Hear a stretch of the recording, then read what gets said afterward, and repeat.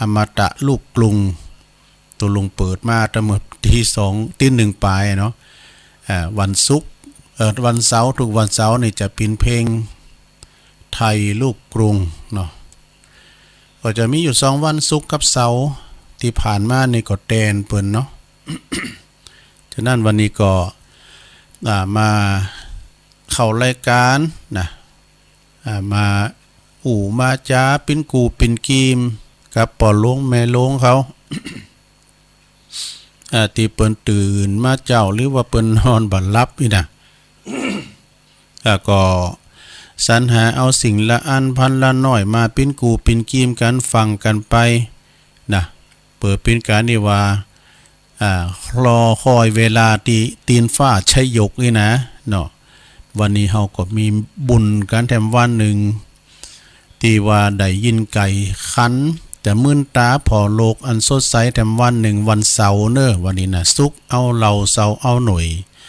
วันนี้ขอสิ่งที่ดีๆเนาะเข้ามาสู่ชีวิตเข้ามาสู่ครอบครัวสิ่งที่เป็นมังกรเป็นมงคลนะมาหอมาเฮินเงินคำเกี่ยวก็ขอ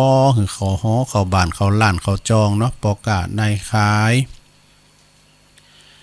ที่เปิ้นได้กาดได้ขายเนาะสัมมาอาชีโวนะอาชีพชอบตลอดถึงสิ่งที่บัดดีบัดดักไอไล่ไอขาดก่อนนี้ไกแสนโยดแสนว่าอีน่ะศรัทธาญาติโยมจะไปตั้งเนื้อตั้งไตวันตกวันออกขอกไตโหนเนื้อไปตั้งรถตั้งเฮือตั้งอากาศก็ขอเดินทางปลอดภัยตึงไปตึงมาเขี่ยวขาดปลอดภัยทุกท่านทุกคนแม่นว่าการลังขับรถขับลาฟังรายการตุลุงไปก็ดีก็ขอถึงจุดหมายไปทางโดยสวัสดิภาพเนาะพร้อมกันนั้นก็ปิ้นกำลังจิตกำลังใจสำหรับ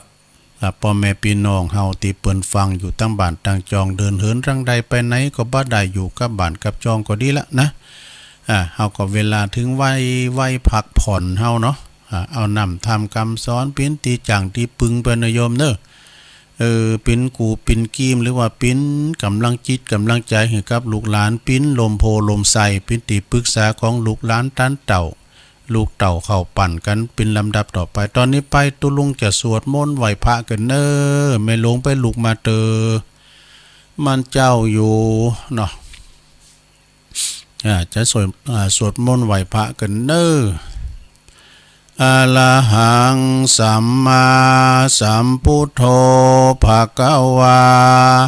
พุทธังภะคะวันตังอภิวาเทมิสวากขาโตภะคะวะตาธัมโมธัมมังนามัสสามิสุปฏิปันโนภะคะวะโตสาวกสังโฆสังฆังนะมามิ นะโม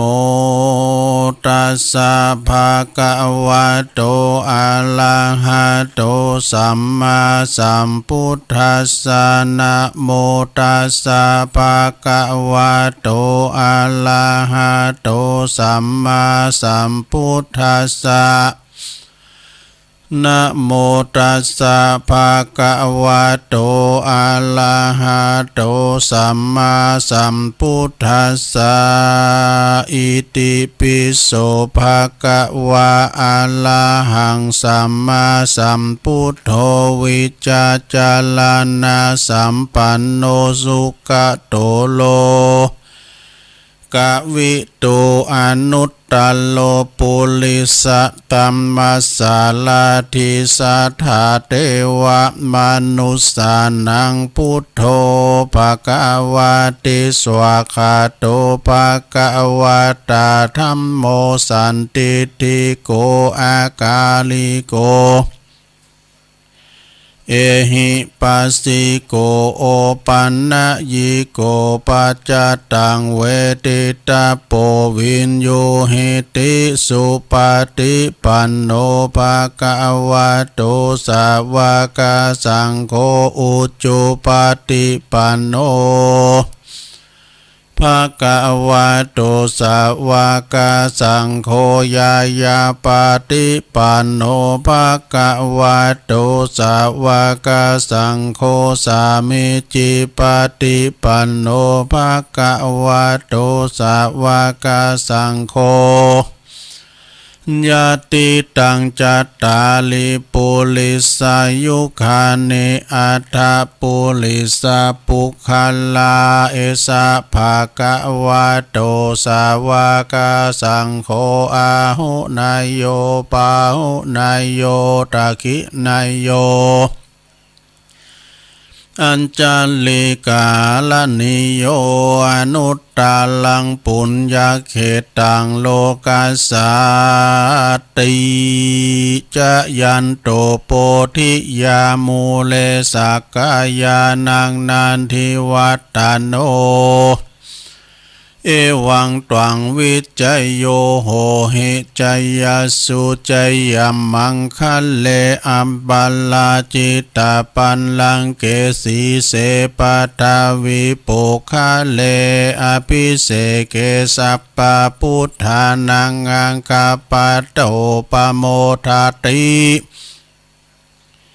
สุนักกาตังสุมังคัลลังสุปาปาตังสุโหติตังสุขันโนสุโมโหโตจะสุยิทังพรัมมะจาลิสุปะทักขินังกายกรรมังวาจากรรมังปะทักขินังปะทักขินังมโนกรรมังปณิทิเตปะทักขินาปะทักขินานิกาตวนะลาพันตัเถปะทักขิเน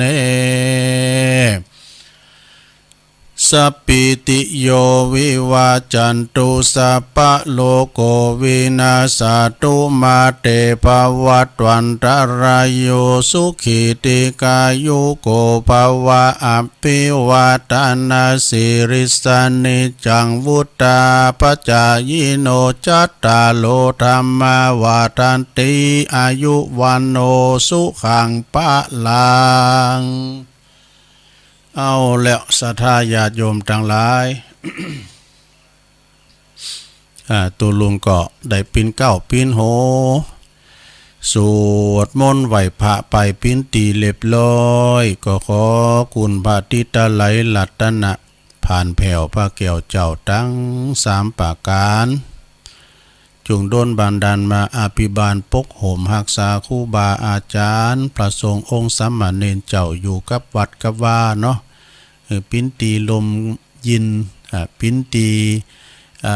ไหวสาสักการะปูจาแก่บรรดาศรัทธาญาติโยมต่างหลายปิ้นหนอนเนอนาบุญ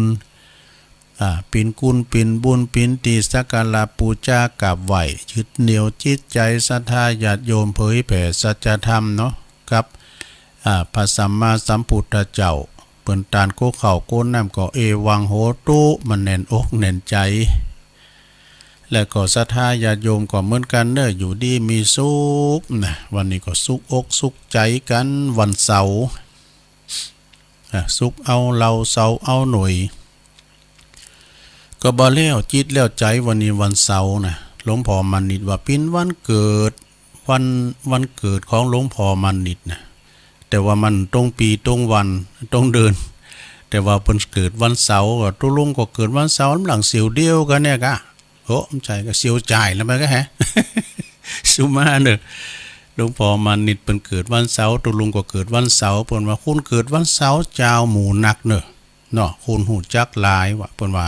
ไปทางใดตื่มกันเข้าอยากน้ำเปิ้นห้องกินข้าวกันเปิ้นห้องก็ซื้อกินตามร้านเนาะ ก็บ่แล้วใจเนี่ยแต่ลองสวดมนต์ผ่อนกรรมนะสืบชะตาหลวงพ่อมันนิดแล้วก็ตึงหลงนะตึงหลงตึงหลายหลวงพ่อมันนิดให้กำลังใจว่าโอ้อินตาจัตตามันไปยากอย่างตัวหลงไอ้นำได้เอาหนังสือมาเด้อนี่นะว่านี่เอาหน้าเอาตาสักน้อยลองผ่อนกรรมเนาะ จะอติอุณหสวิจัยกันเด้อแล้วก็อินตาจาตานะ เอาใจจุยกันเด้ออติอุณหสวิจัยโยธัมโมโลเกอนุตตโลสัพพสัตตาหิตาถายาตังตวังกานาหิเตวะเตปาลิวะเจลาจตันเถอมนุเสหิปาวะเกภายาเขนะเกวิเสภูเตอากาลมาลเนนะจัสสะปัสสัมมาลนามุตโตทาเปตวากาลมาลิตังตัสเสวะอานุภาเวนะโหนตุเตโวสุขีสัตตาสุทธาสีลังสมัตตยังธัมมังสุจาริตังจะเลตัสเสวะอานุภาเวนะโหนตุเตโวสุขีสัตตาลิขิตังจินติตังปุจังทาลนังวัจจันนังกาลุงปาเลสังเตสะนังสุตวาตัสสะอายุปวัฏฏาตินี่ ข้อนี้ผ่านเนาะจะสืบชะตาถึงลงถึงลายนะโยมเด้อสืบโหราชะตาปิ่นมังกละปิ่นมงคลกับตนกับโตกับลูกหลานตานเต่ากับขอบโคอยู่เย็นเป็นสุขอายุหมันควันยืนมีโจกมีใจหิมากาขืนเด้อ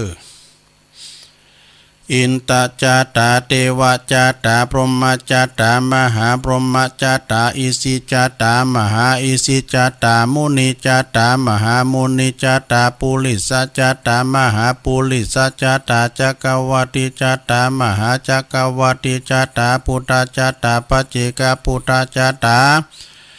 อรหันตจัตตาสัพพสิติวิจัตตาลานังจัตตาสัพพโลกาจาริยานังจัตตาสัพพโลกาธิปติยานังจัตตาเอเตนะสัจจวะเจนะตุยหังสุวัติโหนตุตุยหังสวหา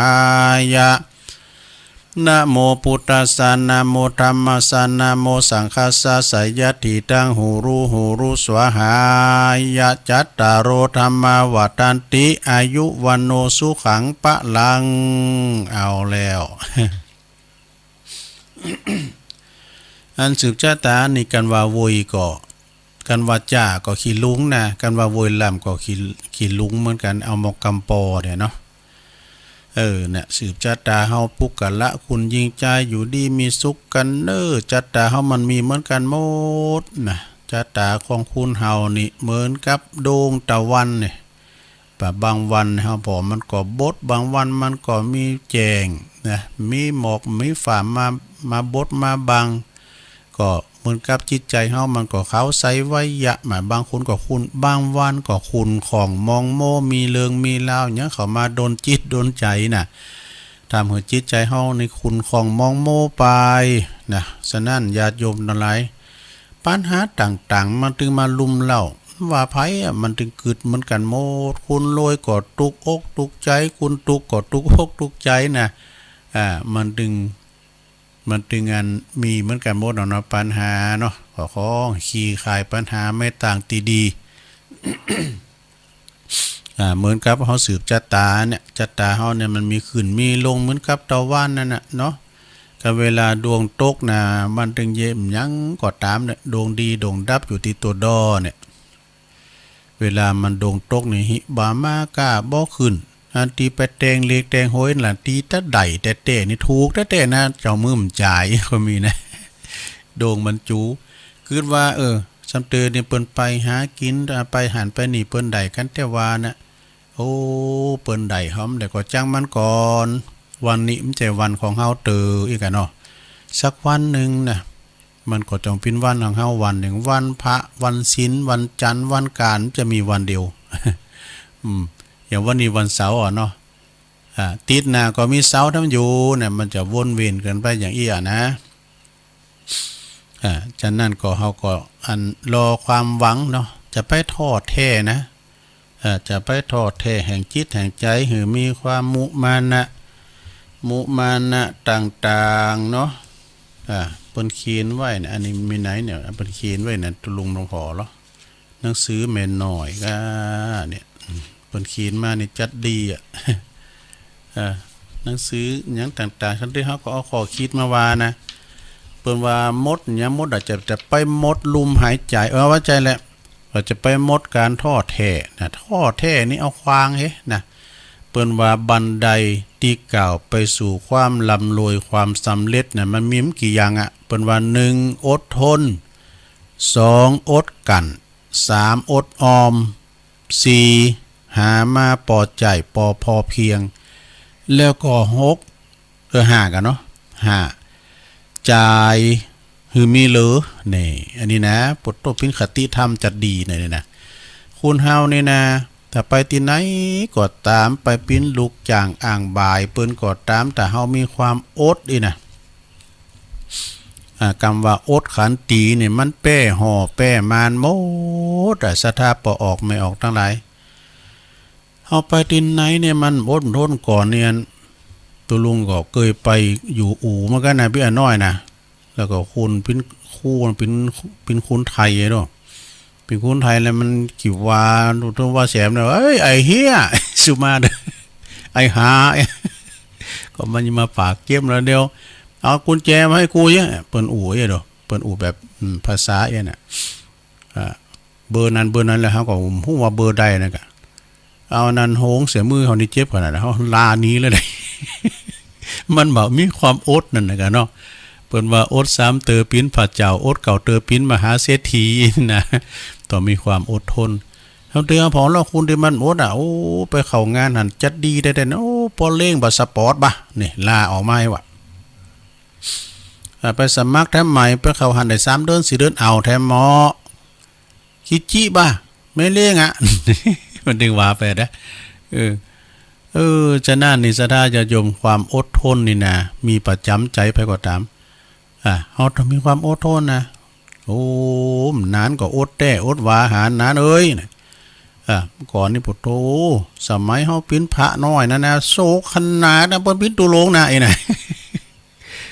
พุทโธพระน้อยขยมเขานี่โกขนาดนี้นั้นปิ้นตุโลงนะไอ้น่ะศึกหาลาเพศมาก็ไปตั้งหลักปักฐานนี่ไปได้ลูกได้เมมาปุถโธปิ้นว่า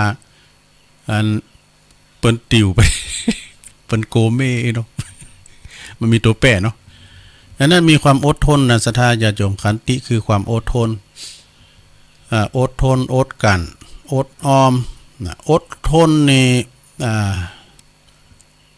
มันจะเป็นข้างเป็นอันแหลกประตูแหลกกันแล้วกันเนาะเฮาอดทนนี่นะอดมีความมุมานะสั่งเนื้อสั่งโตพอความอดทนมาเนี่ยคุณเฮาถามว่าตุกยามหนุ่มสบายเมื่อแก่นี่ดีเนาะดีแน่นอนแต่ว่าตุกยามแก่สบายยามหนุ่มนี่นักแก่เหมือนกันเด้อยามหนุ่มยามกำบะหิบะหานะบะหาเข้าไตเข้าทุงเนาะเงินฝากย่างธนาคารก็มีสักบาทคอนมีเฮ็ดเด้อไม่ลงเด้อขอนมีเฮ็ดมีไผมายื้อมาใจนะเฮาพอลอกก็ไม้ก็ตามเด้อลำไยนี่ก็ไม้ก็มันเฒ่ามันคุยมาเลยนะการมันใบมันแหลบไปเลยนะปุถโธเขาก็จะเอาสตินนั่นมาปิ้นก่อมปิ้นเตาเผาเอาเป็นโลยหมดเนาะ มันหน่วยนี้เราลองเก้าได้ล่อมันหน่วยในบทบุตรก็เอาสารแก่จนนะประภัยการเกษตรข้างอบต.น้ำดิบ เจหมอนเขาเนาะเอาสารแก่จุนไปเอายานี่ไปพ่นเอาเปิดตาดอกอย่างนี้ประกอบตอมอยู่หั่นน่ะเพราะคอนมันมีเฮ็ดอันนั้นจะได้พ้นได้หน่วยแล้วดูเนาะฉะนั้นก็คือมีความอดทนหิหามาได้เก็บเงินเก็บทองไว้พองแต่เฮามีเงินธนาคารนี่มันสบายอย่าโยมเวลาอีเมลงเจ็บไข้ได้ผายาได้นะปุ้นไปโรงยาลามคำแหงก้าเนาะโรงยาเชียงใหม่ลามมั้ยกะไปโรงยาลานนาก้าอย่าเนาะก็ไปห้องพิเศษแล้วเวลามีสตังค์ละบ่โร30 บาทรักษาทุกโรคนะงาบเงืองนี่ฮะนี่เขาถึงมายื้อมาใจในลูกหลานนะพร้อมยังเขากลัวเสียงสตังค์ เนาะอดทนนะโยมเด้อ2อดกันนะอดกันนี่โธอดกันนี่มันเกี่ยวกับจิตใจนะสันเตอเปิ้นมาเหยียดยามพองกาดูหมิ่นเหยียดยามพองกาเปิ้นมาแก่งเฮาอย่างอันนี้เฮาต้องอดกันเอามั่มมึกเอาอดกันเอาจังมันเตอะอีน่ะคำว่าจังมันเตอะนี่มันแป้ห่อแป้มานหมดศรัทธาจังมันเตอะน่ะอภัยของเขานะอดกัน ต่อการดูหมิ่นดูถูกเหยียดหยามนี่เฮาโอดไว้นะคุณเฮานี่ถ้ามันอดมันได้เนี่ยมันก่าวเข้าไปสู่คอกเป็นกึ่งแล้วดอกขาก่าวเข้าไปสู่คอกบ่ละนะเวลามันเกิดอารมณ์โชวูบเนี่ยมันอดกันบ่ได้นะเนาะนะซ้ำเตอกับอันคุณระดับสูงก็ดีถ้าว่ามีความอดกันไปพาดพังไปเยะหยังคือเปิ้นนี่นะก็กล่าวขาเข้าไปของว่าไผว่าไปในไปนอกเนาะแต่เฮาอดกันบ่ได้ไปอารมณ์โชวูบไปตีไปต่อยไปฆ่าเปิ้นก็ไอ้นะก็มีความผิดละแล้วก็3อดออมนะอดออมอดหอมล้อมลิบนะหาเบหาเงินหิก้ามาได้ก็เก็บไว้พองจะไปกินหายใจโอยขอให้มีความมุมานะอดออมสร้างเนื้อสร้างโตนะหิหามาได้ก็เอาไปฝากไว้พองเนาะอดออมนี่นะเอาไปใส่ออมสินให้พองเนี่ยปัจจัยเงินทองของเฮาที่ได้มามันโอ้ยเข้าของเงินคำสัมปติเงินคำกำแก้วการหือบานไหลใครบ่ย่อยมันบ่จะได้มันมาเนาะหากใหม่มันอยู่ที่แข็งได้กะเงินทองหายากหากใหม่มันอยู่ที่แข็งก่อนอันนี้มันมีเจ้าหมูนะเขามีเจ้าหมูไปรับจ้างกับวัน60 70วัน90 100นะ3วัน4วันเก็บมาเฮานี่มันได้ใจออกเอาเข้าโรงหมด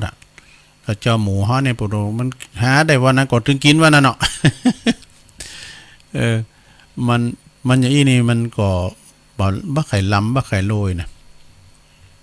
เอาว่าเฮากินไปวันๆอันนั้นกินไปเยการไปกินไปแต่หาเจ้ากินคำด้วยกันน่ะหาเจ้ากินคำแล้วก็ทำกรรมหนึ่งเปิ้นก็ว่าหาข้อที่4เนาะหาพอใจนะคือมันพอใจแต่มาร้อยนี่ก็แบ่งบายกันแบ่งไป3ส่วนเนาะเอาซื้อกินเนี่ยพอง3ส่วนนึงก็เอาฝากไว้นะคือกินคือมันกินเหลือว่ะเอาข้อที่5ไปเลยจ่ายมีเหลือจ่ายมีเหลือผมจะว่ามี10กิน20มี20จ่ายไป30มีแปะนะอันนั้นก็จะเป็นขี้ข่าเปิ้นตลอดจาดเด้อ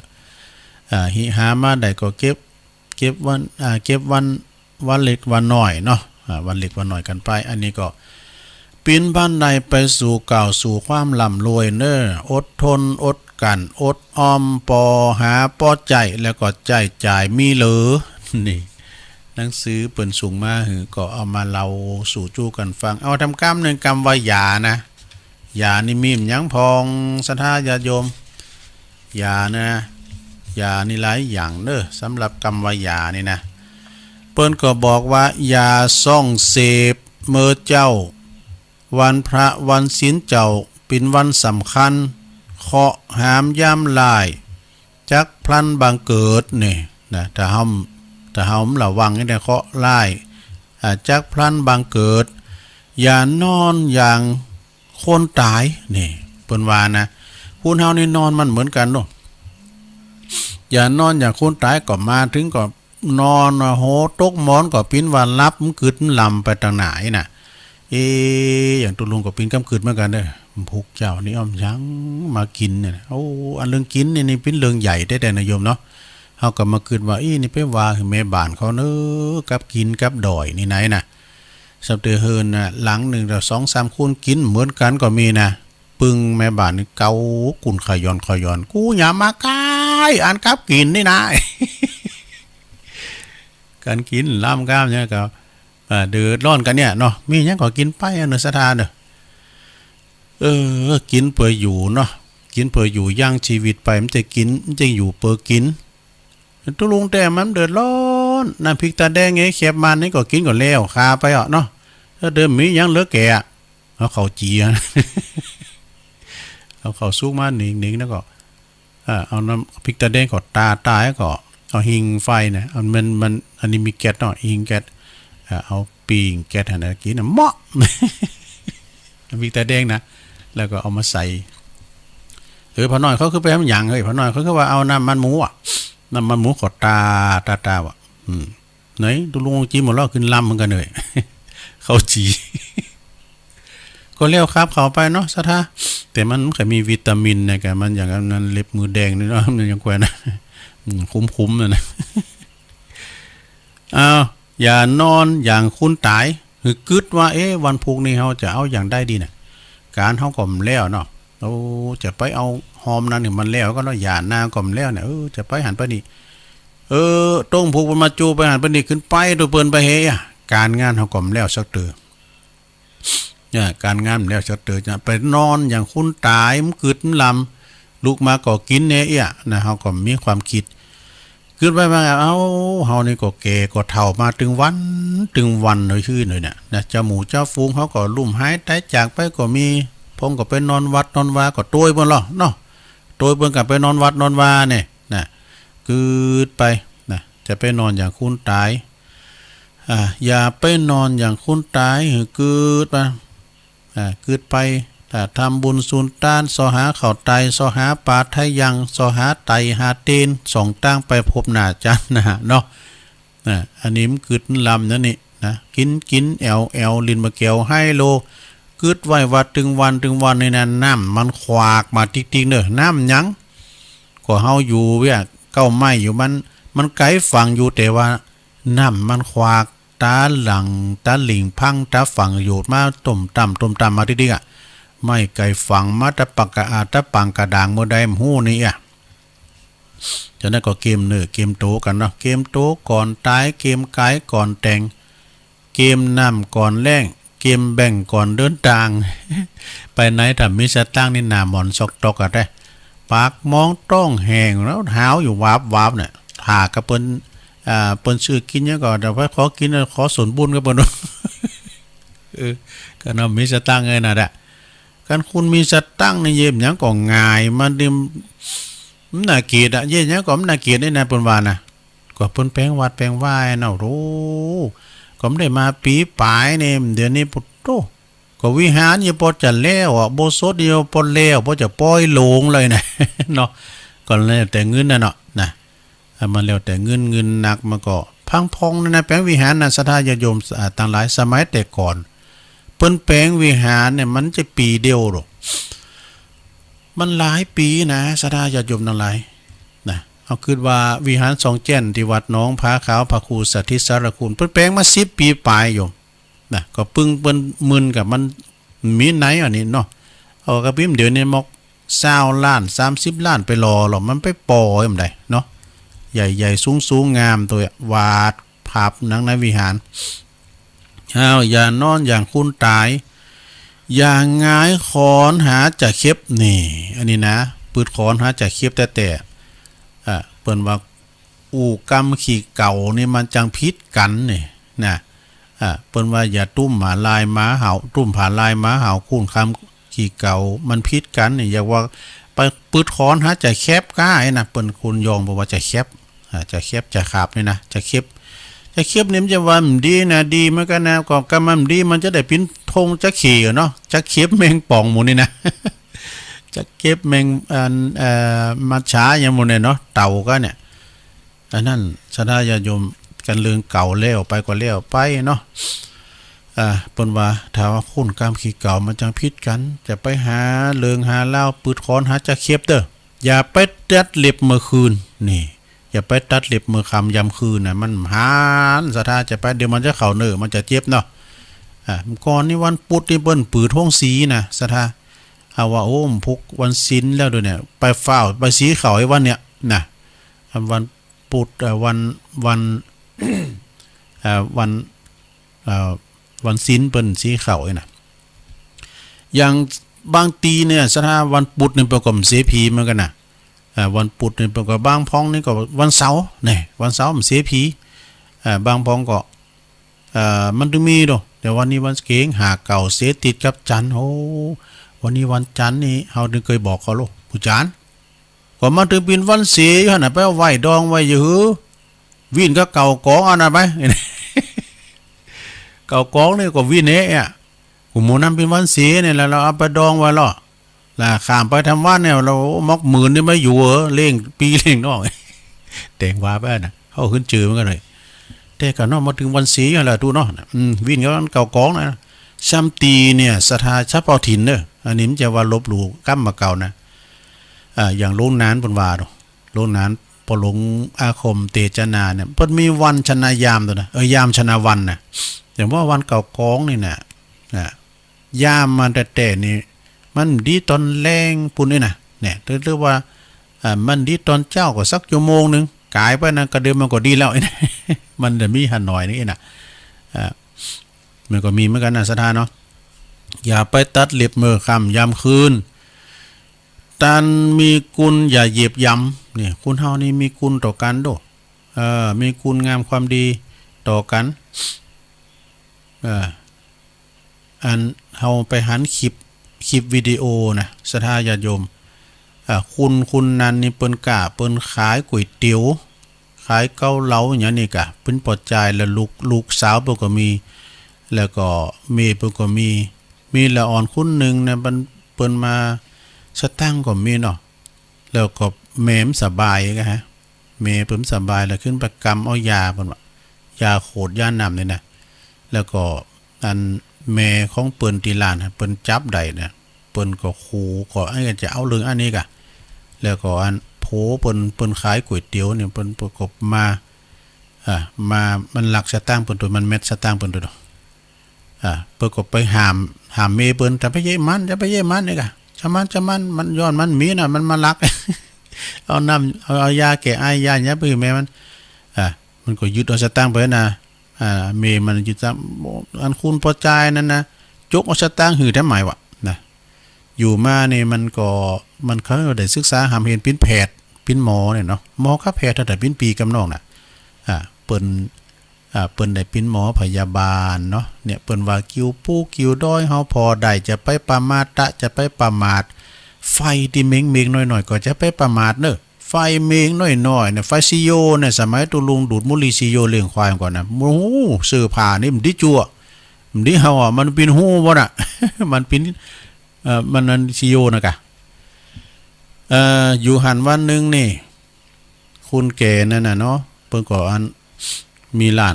ขายก๋วยเตี๋ยวขายของกินนี่กะเปิ้นเกิดอันตาวลุ่มเนาะลุ่มทางยืนน่ะไปผ่าตัดในเสียงปิ้นแสนไปว่าในหั่นน่ะแล้วก็อันไอ้น้อยตัวนี้มันปิ้นแผดจ้ะลูกสาวมันนั่งอยู่ขอบเต้งหั่นเนาะเปิ้นบอกว่าการรักษาพยาบาล0 บาทคือมันได้เก็บสตางค์สักบาทได้นะเอาไปเอามาก็เลยนึกขึ้นบุญคุณของอันเนี่ยกะว่าโอ้อันนี้เปิ้นก่อนนี่เปิ้นช่วยเฮามีสตางค์เฮาไปแมททั้งเปิ้นนี่นะเอายามาอีเมก็ไอก็แล้วก็เมเปิ้นนี่เดือดร้อน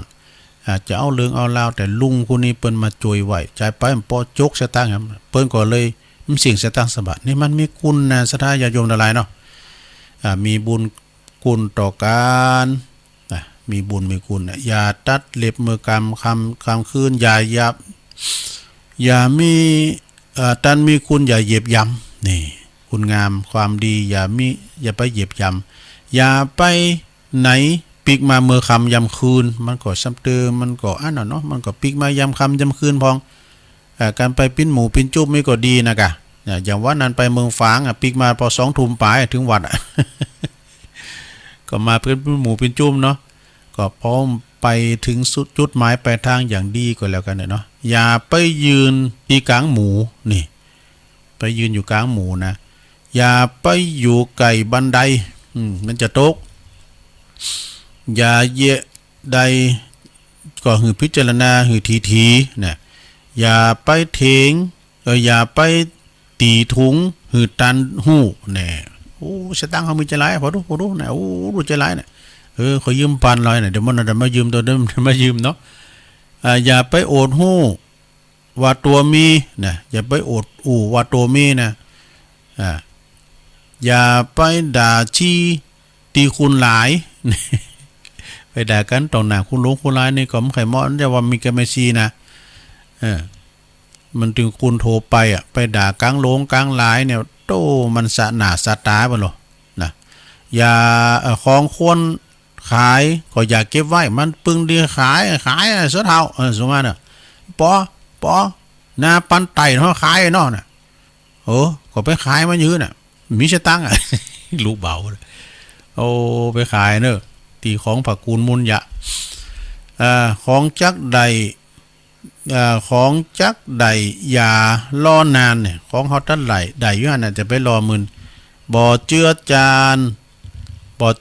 แก่คุณบาปนี่จะไปหาบอย่าห้ามลาบเขาหือกันอย่าไปหาบอย่าไปห้ามลาบเขาหือกันว่าอย่าไปคำอย่าเมื่อคำยามคือยามปิ้นยามคำยามคืนปิ้นนกจันนี่ยามเมื่อวันปิ้นนกเก้านี่อย่าไปคบคนขี้เหล้าแน่ว่าเขานี่แล้วแน่โอ้สุมาเดี๋ยวนั้นอย่าไปคบขี้เหล้าไปว่าเพิ่นดีนะอันขี้เหล้ามันกินนะมันเป็นกรรมนะจำเป็นนะการเฮาป่นกรรมแล้วก็คือเฮาย่างเหล้ามันก็จะมีกูบ้านกูเมืองแหละนะให้ก็ได้มันดีก็ได้มันอันเรื่องเหล้าเรื่องยานี่นะการงานเยการแล้วเนาะงานศพงานสร้างงานปล่อยงานลามงานหยังก็ตามงานบ้านงานจองไปแล้วก็เขาหาโลไอ้กุ่นหมุนหรือมนแหละแล้วก็ตินก้าโตก้าเก็บโตตังมานั่งปิดวัดปิดว่าเขาตีเดิมก็ได้หมู่ไอ้กุ่นหมุนนี่ได้หมดอ่ะเอาไปต่างสัก2 กล่องนี่แล้วหมดอ่ะวันนั้นไปเปิดเพลงเล่าจ๋าเนี่ยพี่ว่ามันเป็นสเตอริโออ่ะมันได้ยินเสียงเพลงด้วยในเจว่าโตโลเปิดเพลงอย่างหน้าเนี่ยเปิดเพลงเล่าจ๋าพี่ว่ามันได้ยินเสียงเพลงมันแยกมันเป็นสเตอริโอเนาะไม่รู้ฮู้จักอ่ะดนตรีอยู่ตีนึงนะเสียงเพลงอยู่ตีนึงพี่ว่าเพลงบ่ออกว่ะเสียงเพลงบ่ออกเสียงนักร้องออกแต่ได้ยินกับเสียงดนตรีเนี่ยเจว่านะ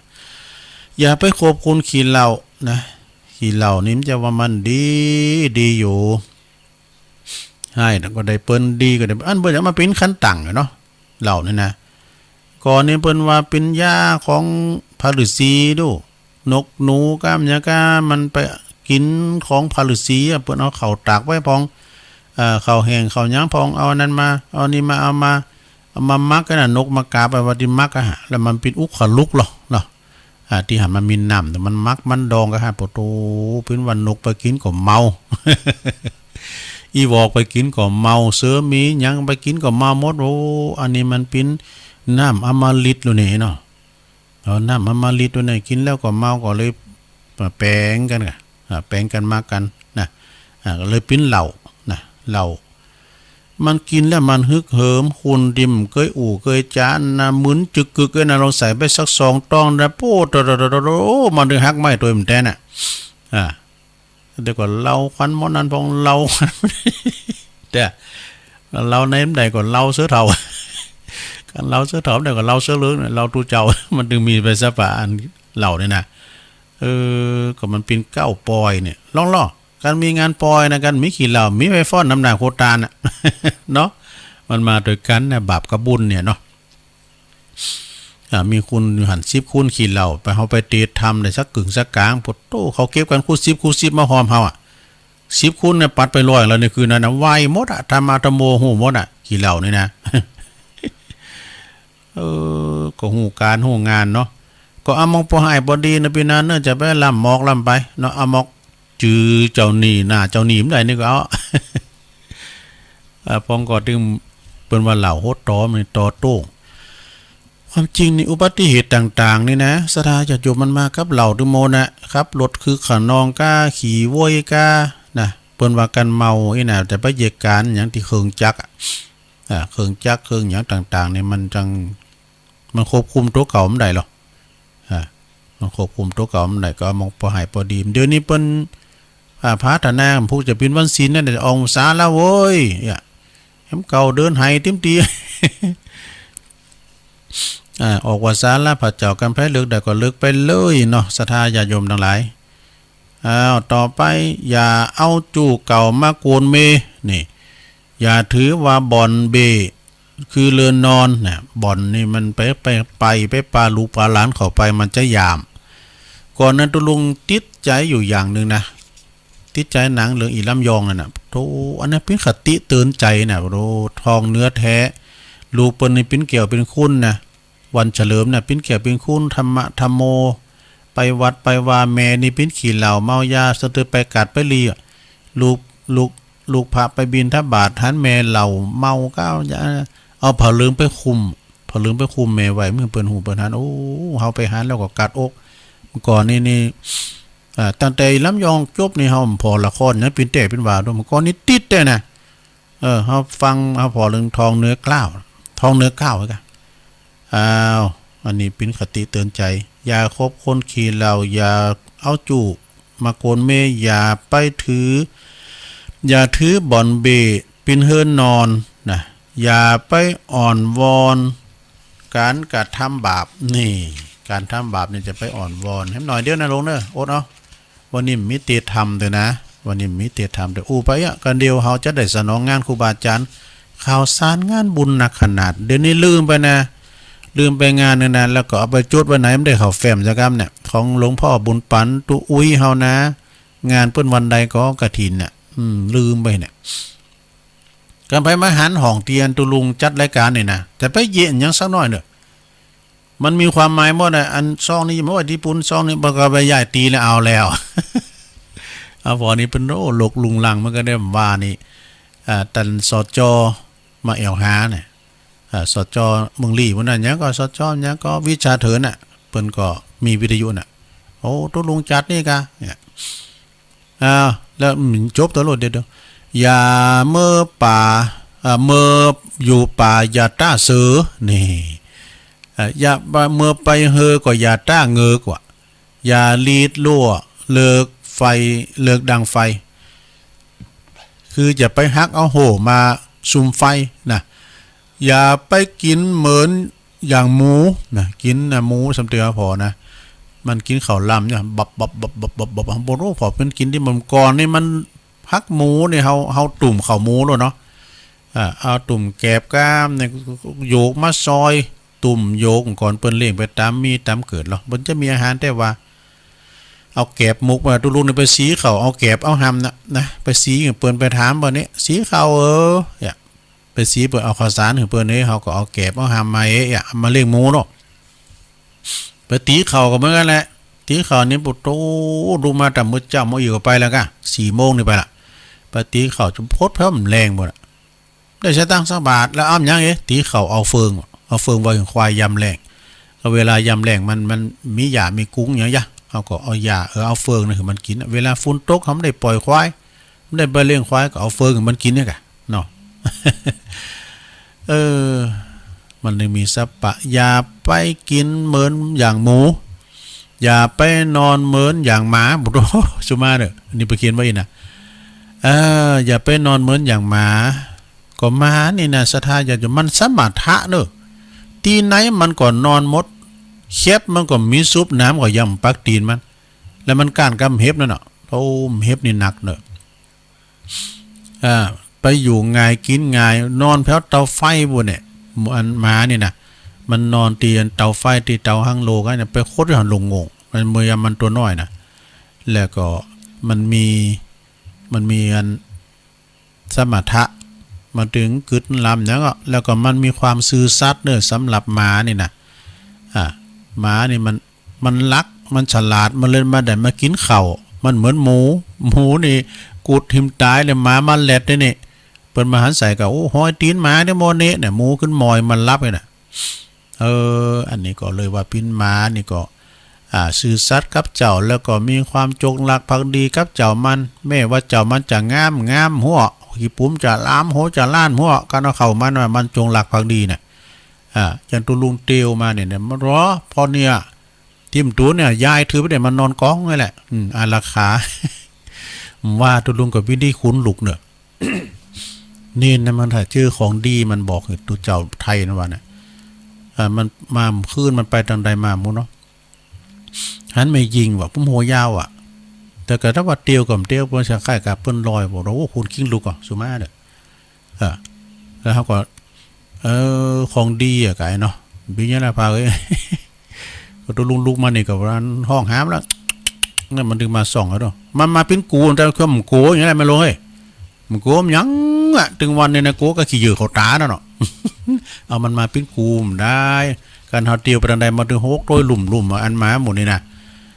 เอามาเป็นกูเป็นนี่นะมันคือมันงอมได้ นอนกองอันนี้อ้าวถึงไหนอ่ะอย่า อย่าอย่าไปตาเสือนะไปแพะไปป่าอย่าไปตาเสืออย่าป่ากันไปเฮอก็อย่าไปตาเงกนี่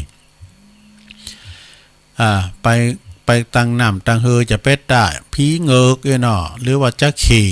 นะอย่าไปฮักโฮเอามาดังไฟอย่าไปกินอย่าไปนอนอย่างหมูอย่าไปอย่าไปนอนเหมือนอย่างม้าอย่ากะลาคุ้นถอยนี่กะลาคุ้นถอยนี่นะศรัทธาญาติโยมกะลาคือกากันอย่างโง่นะโง่ล่อนะโง่ล่อนี่ถ้ามันไปล่อดีนะศรัทธาแต่มันไปล่อดีนะโตมันไปเสมอกันโนถ้าว่ามันไปล่อจ้าตัวหนึ่งไปเวอร์ตัวหนึ่งมันกะลากันนี่นะเป็นกะลากันรู้กันโนมันรู้กันตัวนั้นเตียวเวอร์ตัวนั้นเตียวจ่าเนี่ยมันไปมันกะลากันนะอ้าวอย่าไปตีต่อยโหงูนี่โหงูนี่นะจะไปตีต่อยโหงูอย่าไปดูผีหมดตือ อย่าไปดูแมมอย่าไปดูแมมหมดผีตือเนี่ยแมมหมดผีตือเนี่ยจะหึมหัวอย่าไปหันผีกระสืออย่าเล่นจับนี่ผีกระสือเนี่ยอย่าเล่นจับนะอย่าไปหลับเงินทองที่เปิ้นนำมาฝากนี่อย่าไปกึดอยากการกระทำการจะไปกึดอยากเด้ออย่าหวังสุขสำราญจงมันปิจารณาทำไปใจจบศรัทธาญาติโยมทั้งหลายกรรมบักเก่าเราไว้เป็นหนังสือของแม่น้อยกาดนัดดอนโลงเด้อเปิ้นสูงมาเฮือตุลุงนี่นะขอบคุณแม่น้อยหลายๆที่เปิ้นสูงมาแล้วมีหลายอยู่น่ะของหลวงพ่อบุญปันก็ย้ำแล้วด้วยนะตุอุ้ยเฮาแล้วก็ของหลวงตามมูลนะแม่เนาะเปิ้นข่าวเขียนนั่นทำมาจะดีย่อมได้อ่านได้หลายทันเนาะที่เปิ้นได้อันเขียนมาหือก็ขออนุโมทนาเนาะที่เปิ้นได้เขียนย้ำมาหือนะแล้วก็เอานี่มาว่าทำกรรมหนึ่งก็โอ้นิทานก็มีติ๊กไว้หั่นน่ะก็เดียวแต่เรานิทานก็เดียวกันเราเอานี่มาว่าเกินหมายความว่าชั่วโมงที่2นี่จะเป็นข่าวสารงานบุญเนาะศรัทธาเนาะโอ้ก็หลายอยู่ทั้งนาแกเหมือนกันเด้อเพราะวันนี้เป็นเจ้าสุดท้ายตุลุงหรอวันเสาร์นี่นะจะได้สนองงานครูบาอาจารย์ที่เปิ้นฝากข่าวสารงานบุญได้ประกาศเพราะว่างานก็ไก่มาแล้วออกวัดศาลาพระเจ้าก็เข้าสู่นากาถินตักบาตรเทโวตั้งทำโลงเดินจีปีใหม่เดินจีปิงนี่นะก็จะได้สนองงานครูบาอาจารย์แต่ทำ7 วันไปขนาดได้มาเข้ารายการนะแม่เนาะถึง7 วันเนาะ6 วัน5 วันเนี่ยนะศุกร์เสาร์จำไว้เนอะศุกร์เสาร์ก็ฟังตุลุงก็มีสาระประโยชน์นะอันใดมีข่าวสารงานบุญนิสงส์ของการถวายข้าวน้ำปูจนาอาหารนะโยมเด้อนะน้ำก็ดีข้าวก็ดีอันนี้สิ่งที่ว่าปิ้นยาเนอะศรัทธาญาติโยมเกิดพอว่าเฮาในการกินข้าวได้5 วัน6 วัน10 วันยังปิ้นยาแต่น้ำนิ่มได้เนอะน้ำนี่นะการขาดน้ำนิ่มได้ร่างกายเฮาอยู่มได้อันนั้นไผถวายข้าวน้ำปูจนาอาหารนี่ปุตโตปิ้นข้าวติบน้ำติบ10 ประการก็แล้วเนอะมีหยังพอง1มีอายุยืนยาวนี่อันนี้สงของการถวายข้าวน้ำนี่นะข้าวน้ำปูจนาอาหาร2มีกำลังดีว่ะเพิ่นว่าหือข้าวน้ำอาหารนี่เหมือนกับหือกำลังนะถ้าว่าหือเสื้อผ้าเนี่ยก็เหมือนกับเฮาหือผิวพรรณวรรณะเปล่งปลั่งปิ้นตรีตองเนอเปิงใจของผู้ที่ได้หันไผหือปฏิบเตนไฟปินต้านปินจักขุอันเป่งแจ้งคือว่าตาใสเป่งแจ้งนี่นะการไผหือใบแดงประกันไผหืออันเข้านำโภชนาอาหาร10 ประการ1อายุยืนยาว2มีกำลังดี3มีความคิดดีนี่4มีผิวพรรณวรรณะดี5มียศถาบรรดาศักดิ์ดุ6มีความสุขนะ7มีความอุดมสมบูรณ์โดยเขานี่8มีความอุดมสมบูรณ์โดยน้ำนี่9มีความแกล้วกล้านี่แกล้วกล้าแล้วก็10มีปัญญาดีโอ้อันนี้ก็ดีแต่10 ประการด้วยกันเนอะเขานะปิ้นเขา ติบนำติบ10ประการนี่นะเขาติบนำติบ10ประการเนี่ยฉะนั้นก็ต้านบรรดาศรัทธาญาติโยมทั้งหลายเนาะนะต้านเขาน้ำโปจันนะอาหารก่อนเนี่ยศรัทธาตุลุงปิ้นหมอกเบาแถวนี่นะเขายากหมากแป้งคืดไปตังตะพืชเฮานี่ไข่ปิ้นปอกาข้าวสารเนาะเขามันแป้งเนี่ยก็ยื้อจะไปไข่ปิ้นปอกาข้าวสารมันไม่ได้ซื้อเขาก็คิดเอามันยำมันนะกันก่อนนั้นครอบครัวนึงนี่กันเนาะเปิ้นกล้าเหล่านี้มีเปิ้นกล้าเหล่าเพราะว่าบ่คือไปกินเหล่านี่กันมีเผลอหน่อยก็หายเอาปันอันกันมีเพิ่นเผลอหน่อยก็หายเอานะแล้วก็กันเวลามันนับพอแล้วนี่บ่รู้กำให้เขาเจ้าหมดกำให้เขาตินนานหมดอ่ะเนาะกำให้มันน่ะน้ำอย่างนึงอ่ะเปิ้นมีปล่อยโลงนี่เนาะเปิ้นก็เล่าก่อนว่าเป็นเท่นี่เปิ้นก็บอกเจ้าของเปิ้นเจ้าของร้านบอกนะถามมันกินเลยนะมันเสียงโคด้วยนะแล้วมันแก้สเต็มไหมนะเอาส่งขึ้นไหนกันน้ำมาหูแล้วนี่เปิ้นก็เล่าเลือเป็นกึ่งเท่เว้ยเนาะมันไล่แก้สเต็มออกหมดกะเปิ้นไปเอาอันนั้นก็เป็นอาหารเขานานกินไป70,000นี่สู่มันได้เนาะนั้นเนาะมีมันจะออกก้านอ่ะขอไปแก้สเต็มเหล่าในมดไปหูเด็กๆก็ตัวเก่ามันอ่ะพอได้กินสุดแรงเนาะเนี่ยมันโหมันดีเนาะเป็นเนี่ยว่ากันไปต่อไปเอาอย่างมาว่าแถมตัวลุงเดี๋ยวตัวลุงก็จะพากินน้ำสักกำเดียวเกิดเนื้อสถานเนี่ยไปไล่คืนไปไหนเตอเนอร์แป๊บเดียว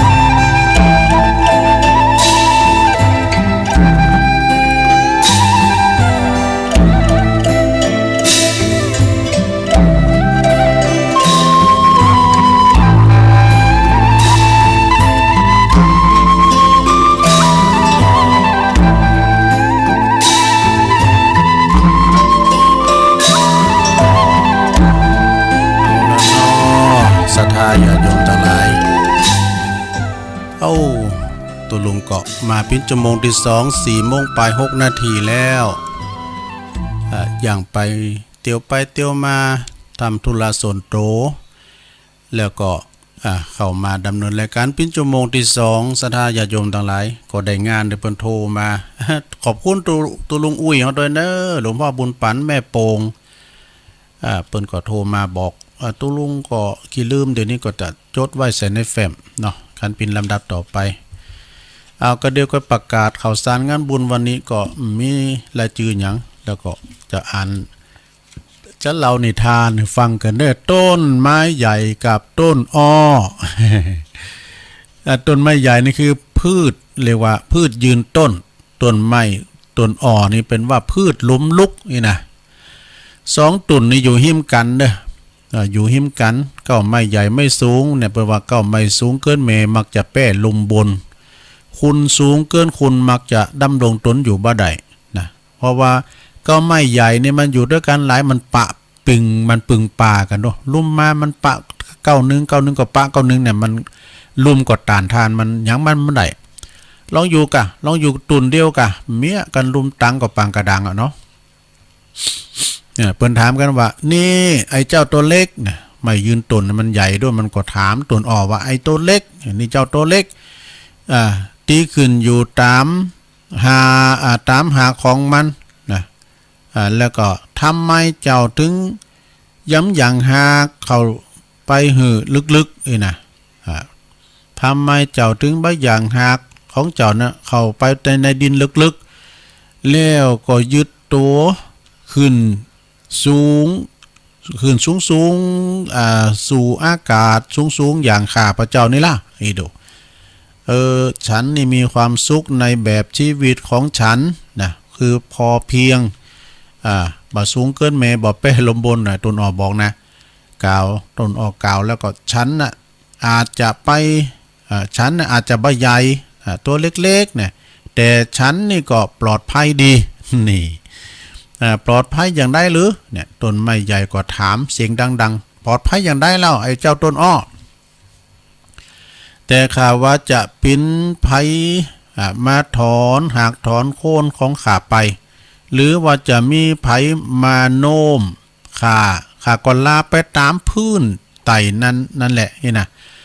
ลุ่มมาข้าก็ลาไปตามลุ่มลุ่มบ่มาข้าก็ยืนตุนอย่างอยู่อีได้นะคือบันพอเพียงนะคือว่าลุ่มให้ก็มาลุ่มแห้งก็มาข้าก็อยู่ได้ต้นไม้ใหญ่ก็ถาม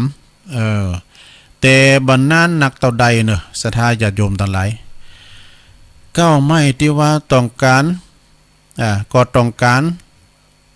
สำนึกผิดเพราะว่าพายุก็ไม่ใหญ่ก็ไม่สูงนะสำนึกผิดตัวก็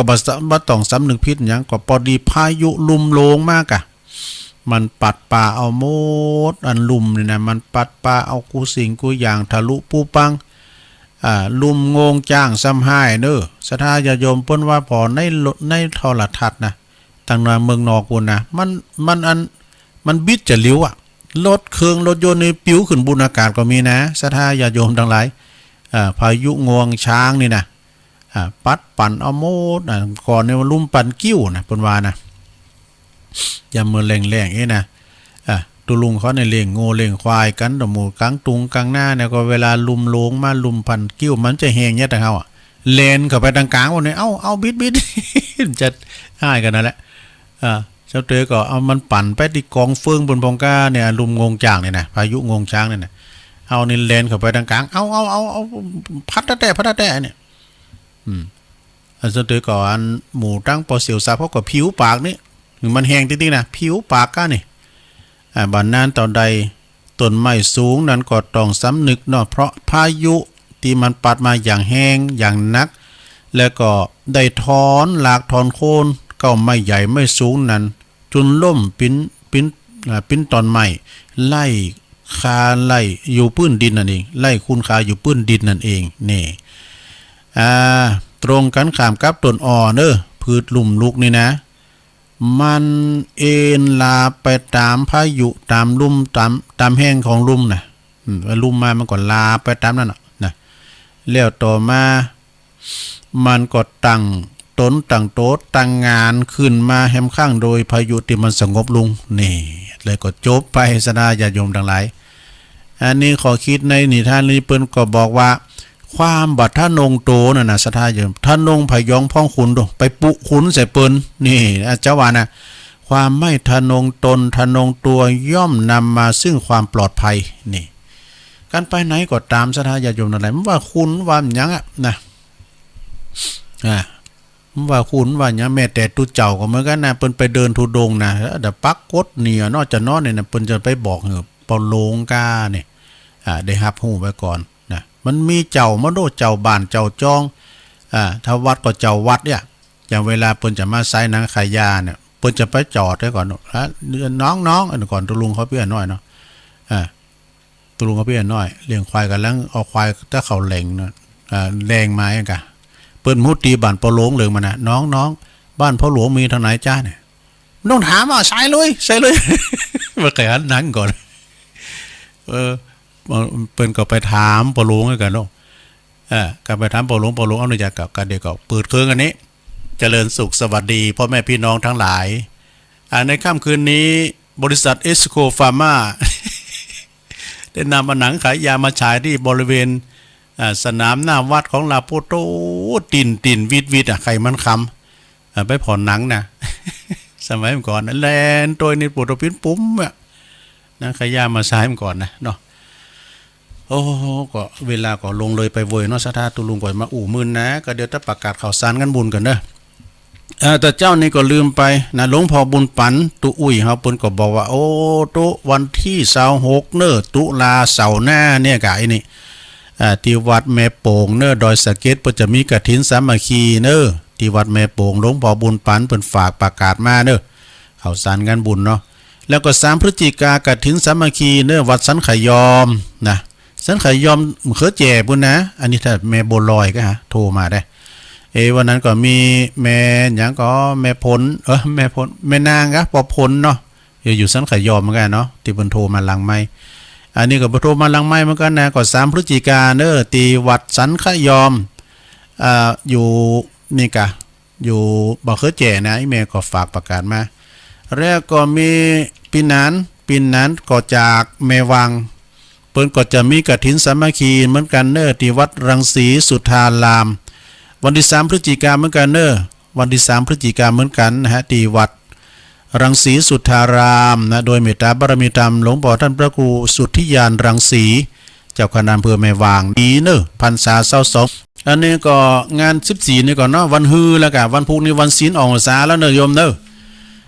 วันฮือนี่เป็นวันที่14วันนี้วันที่12เนาะ13ผูกวันศีลออกพรรษา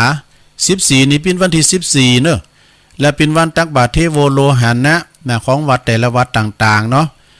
ที่วัดพระธาตุดอยน้อยก็วันที่14ก็ขอเชิญเจ้าปีในน้องสถานาบุญถึง2ฝั่งปิ้งไก่ไก่ของว่ากันของปากันมาเนาะมาใส่บาตรหยาดปกกันความจริงก็มันจะถึง100นะเอาวาไว้เป็น108นะ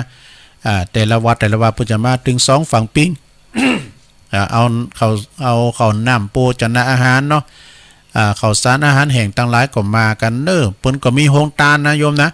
โฮงตาลข้าวตุ่มก็ดีกับเพาะปลาก็ดีกาแฟน้ำชามีหันหมดนะแล้วก็หลวงพ่อเปิ้นเอาของดีแจกได้กุคุณถ้าว่ามานะมันต้องเอาเผื่อกันเข้ามาต้องคือก็แจกกันหมดนะถ้าได้ของดีก็มาปีนี้มีฝนตกปากันมาที่วัดพระธาตุดอยน้อยโดยเมตตาบารมีธรรมหลวงพ่อพระครูสาธุกิจจานันท์รองเจ้าคณะอำเภอดอยหล่อเจ้าวัดพระธาตุดอยน้อยก็ขอเจริญปอนวันนั้นก็จะมีท่านสสจแล้วก็ท่านนายอำเภอด้วยเปิ้นจะมาเปิดงานแล้วก็ตลอดถึงศรัทธาญาติโยมต่างหลายโดย14ตุลาแล้วก็ที่วัดพระพุทธบาทตักผ้าด้วยอันนี้เปิ้นจัดอลังการงานใหญ่นะวัดพระพุทธบาทตักผ้าก็วันเดียวกันนั่นแหละวันที่14เหมือนกันแล้วก็ตีรอบสระน้ำหนองสมณะโดยนะเปิ้นมีกีฬาตลอดวันโดยมีแถวย้อนยุคปุ่นนะแต่ตีวัดตีรอบสระน้ำหนองสมณะนะของปอหลวงการุณแก้วเซ็งหรือว่าปอหลวงวงเขาตังปุจจวยเขาเนาะ ปุตุปิสิทธิ์เขาวัดเกตการามเกตการามก่อนในเมืองเชียงใหม่วัดเกตการามเปิ้นจัดมากูปีว่าเปิ้นก็ฝากประกาศมาก็ปากินไปต่างกันพี่น้องตาในเมืองเนาะป่าแดดในเมืองไหนก็ดีนะนันตาลามอุ้ยวันดีเขาก็ไปไอ้สุกทิศ ปากันไปตักบาตรเทโวโลหานะที่วัดพระธาตุเจ้าสลีจอมตองด้วยวัดพระธาตุเจ้าสลีจอมตองโดยเปิ้นก็จัดกูปีแล้วก็ที่สำนักสงฆ์ม่อนปูอินที่อำเภอดอยหล่อนี่โดยแล้วก็ที่วัดฝายหินด้วยเนาะวัดฝายหินด้วยนะอันนี้ก็ประกาศน้อมเอิ้นเชิญชวนนะญาติโยมวันฮือแล้วเนาะกะเกมวันภูวันห่าง20ตุลาก็กฐินศูนย์ปฏิบัติธรรมปิยโพดกธรรมสถานตำบลศรีติเปิ้นก็จะมีกฐินสามัคคีกฐินที่วัดปิยโพธิโพดกปิยโพดกธรรมสถานเนาะที่ไอขจรพอใจเขาเนี่ยเปิ้นไปจุยถึงวัน10พฤศจิกายนก็กฐินบุญกฐินสามัคคีที่วัดที่วัดดงฤาษี10พฤศจิกายนนี่เปิ้นเป็นจุลกฐิน นะจุลกฐินก่อพระจะปิ้นจะภาพกองละ1 ปันจำนวน500 กองเนอะอาจารย์ท่านพระครูปลัดชัยนลินเนาะฝากประกาศมาก็ดีเศร้ากฐินวันที่10นะ10ก็ที่วัดป่าหกฟ้าป่าหกฟ้า10 พฤศจิกายนนะงานบุญกฐินที่วัดป่ารกฟ้าท่านพระครูสุนทรปัญญารัตน์หรือว่าเปิ้นสร้างพระธาตุเจดีย์นะปีหน้าถ้ามีปล่อยโลงละ13 ตุลาก็ที่วัดดอยห่างบาทอันนี้นะเปิ้นมีหลายอย่าง13 วันผูกนี้เปิ้นจะมีสลากสลากโจกสลากโจกกำแล้วและวันที่13 ตุลาแทดกันไป14 ตุลาก็มีตักบาตรเทโวโลหะนะ31 ธันวาก็สวดมนต์ข้ามปีอันนี้ข้อมูลโดยคุณแม่สุพรรณพันมงคลพันนะฮะฝากประกาศผู้นำบุญเฮาแม่สุพรรณเฮานี่นะเปิ้นเคยเอามาไหวพระธาตุที่วัดพระธาตุโดยน้อยแล้วก็26 ตุลาก็กฐินสามัคคีที่วัดแม่โป่งนะอันเจ้าก็ประกาศไปหลวงพ่อบุญปันเนี่ยเปิ้นว่าพระจะมีโฮงตันไปเปิดก็ไปวันค้ำเอานะ26 เสาร์หน้านี่แล้วนะต่อไปก็10 พฤศจิกาอันนี้ป่าหกฟ้าว่าไปแล้วแต่13 ตุลานี่ไหนเนี่ยธรรมสัญจรธรรมสัญจรน่ะ13 ตุลาวันพุธนี่แหละกันเนาะวันพุธนี้จะมีธรรมสัญจรดีของคณะสงฆ์อำเภอเวียงหนองล่องจากวัดละปูนตั้งแต่เวลา 18 นาฬิกาที่วัดร้องทานท่าลี่วัดของหลวงพ่อพระครูประทีปธรรมธดาเจ้าคณะอำเภอเวียงหนองล่องอันคณะสงฆ์จะมาโลมก็หาหมดนะเปิ้นจะมีประเพณีแขวนโคมไฟโดยตั้งแต่เดี๋ยวนี้เริ่มละนะจนถึงเดือนยีปิงปุนะอันนี้ข้อมูลโดยแม่หลวงปัญญาต่อไปก็แม่จิตราอันนี้อินพราวว่าเปิ้นตุลุงประกาศไปแล้วเนาะประกาศเตรียมทำไปแล้วแม่คำเปาแก้วเซ็งเนี่ยวันนี้แหละเปิ้นจะได้เคลื่อนศพไปสู่สุสานบ้านเหล่ายาวเปิ้นตั้งศพบำเพ็ญกุศลไว้ที่วัดเหล่ายาววันนี้เปิ้นจะเคลื่อนศพแล้วนะคือแล้วนี่อาจารย์บรรยงเป็นไปเตดเนาะข้อมูลโดยวันที่25 26 27 พฤศจิกายนงานบุญเตดมหาจารย์เวสสันดรชาดก13 การตุลุงก็ไปกุเปียนะของวัดไร่พัฒนารามตำบลดอยหล่ออำเภอดอยหล่อจังหวัดเชียงใหม่ตำบลเดียวกันนี่แหละนะตุลุงก็ไปช่วยงานกุปีพบกับทีมงานของ PS ซาวไปช่วยงานตลอดนะท่านนันพระอธิการสมชายธรรมทินโนพหลวงเก๋เขานะ25 26 27 พฤศจิกาปะการที่วัดไร่พัฒนารามมีซอด้วยนะ 2 พฤศจิกาก็ไปปะการที่วัดหนองเหงงานบุญกฐินวัดหนองเหงพระครูวรธรรมมานาถตำบลสันติสุขอำเภอดอยหล่อเนาะเปิ้นจะมีกูอย่างตาลโลมมดนะเสนาสนะทุกอย่างในวัดตาลโลมมดมีแผ่วซ้อมีแผ่วอีเกนะก็ไปกินไปตาลพระจะไปเปิดห้องตาลก็ดีเจิญได้แล้วก็วันที่2 พฤศจิกาวัดพุทธศรีคีรีตำบลบ้านแปะนะจอมตองวันที่2 พฤศจิกาท่านพระอาจารย์วรรณชัยชยานันโทป้อมกับพี่น้องศรัทธาจากปกยบุญดอยคุณแปะเปิ้นจะหือของดีโดยน้ำยั้งผมฝากหมุน ปีแล้วนี่กะทิเนี่ยก็กะหล่ำนะปีนี้ก็ฮืออยู่นะ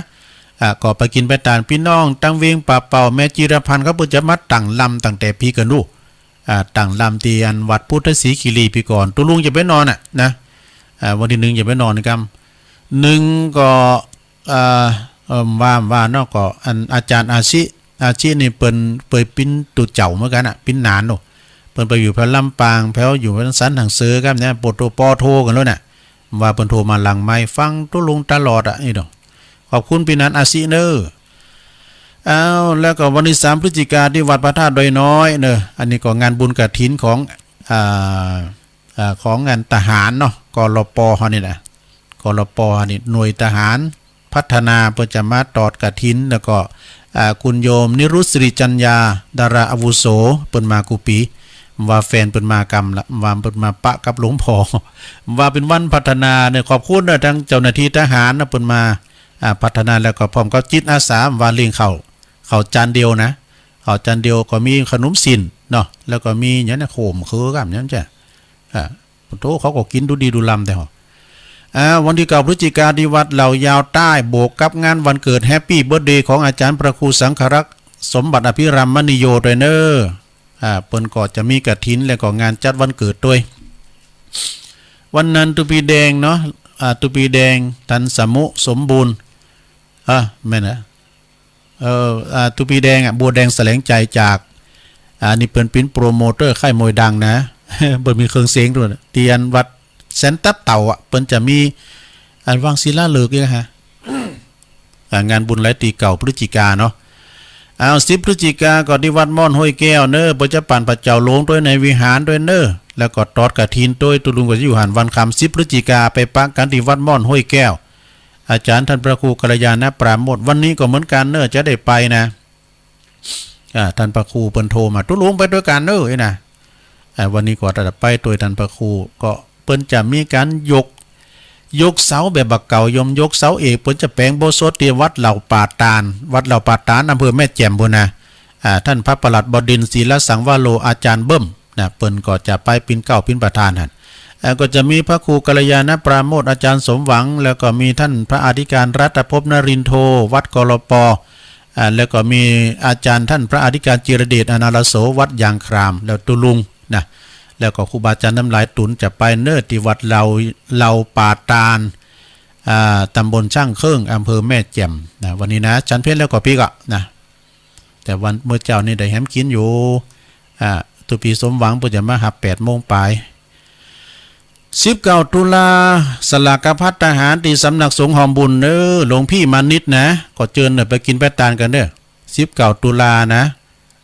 ที่สลากพัฒทหารที่วัดหอมบุญสำนักสงฆ์หอมบุญหลวงพ่อมานิด19 ตุลาเหมือนกันก็เขาจะไปตานไปขี่รถไฟกันนะไปขี่รถไฟกันไปตีงานกฐินเนาะตีซบเตินนะ19ปิ้นกฐิน20ปิ้นผ่าป่าเปิ้นไปหลายรอบนะเชิญรวมทำบุญปั่นฝ่ายสายบุญจุลกฐิน 2-3 พฤศจิกาที่วัดห้วยแทงโพธิญาณตำบลป่าปูอำเภอบ้านโฮงประธานโดยบริษัทอรุณจังหวัดอุตรดิตถ์นะโดยเมตตาบารมีธรรมพระเดชพระคุณพระราชวิสุทธิญาณ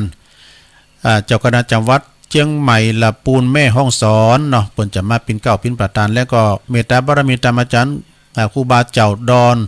พร้อมกับสายบุญครูบาเจ้าอภิชัยเขาปี2-3 พฤศจิกาที่วัดห้วยแทงโพธิญาณห้วยแทงกับพี่น้องเฮานี่จัดหลายเหมือนกันเสาร์ที่2 พฤศจิกาก็เชิญรวมทำบุญกฐิน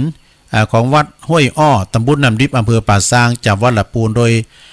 ท่านอาจารย์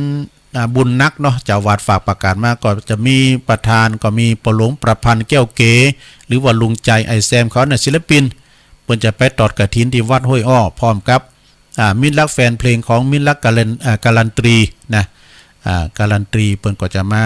กันจัดหลายนะก็ที่วัดห้วยอ้อวันที่2 พฤศจิกาตอนนั้นมา4 พฤศจิกาก็งานบุญกฐินที่วัดดงป่าหวายนะเวลาบ่าย 3 โมง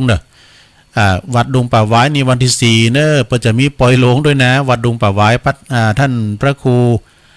วิพาทวรคุณเนาะวันที่27เปิ้นว่ามอนปู่อินนี่เปิ้นจะมีกฐินตำบลยางครามเวลา9 โมงเจ้าพินตุนไปก็สมทบทุนในการสร้างมณฑปปฏิสถานบรรจุพระอัฐิธาตุของครูบาคำตันปัญโยพระปลัดภพสังวโรเลขาเจ้าคณะตำบลฝากประกาศมาเอา9 พฤศจิกาก็งานบุญกฐินที่อารามตาหล่อตอนเจ้าก็มีพิธียกพระโดยมีท่านพระอาจารย์อริยทรัพย์เนาะอริยทรัพย์นี่มันจะธรรมดาปอโทกันนะจบปริญญาโทก่อนนะแล้วก็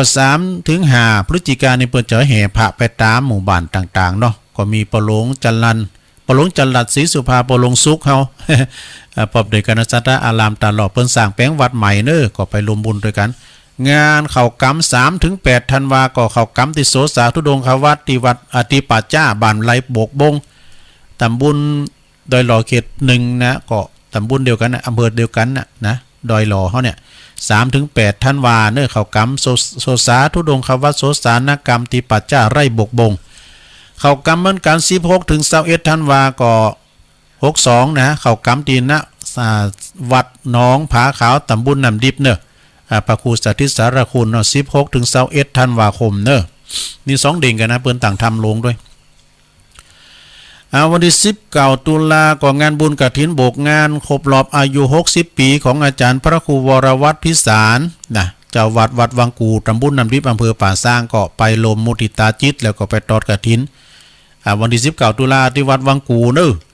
2-8มกราคม63ก็เข้ากำที่วัดตีนน้อยตำบลมะกอกอำเภอป่าซาง1-8ธันวา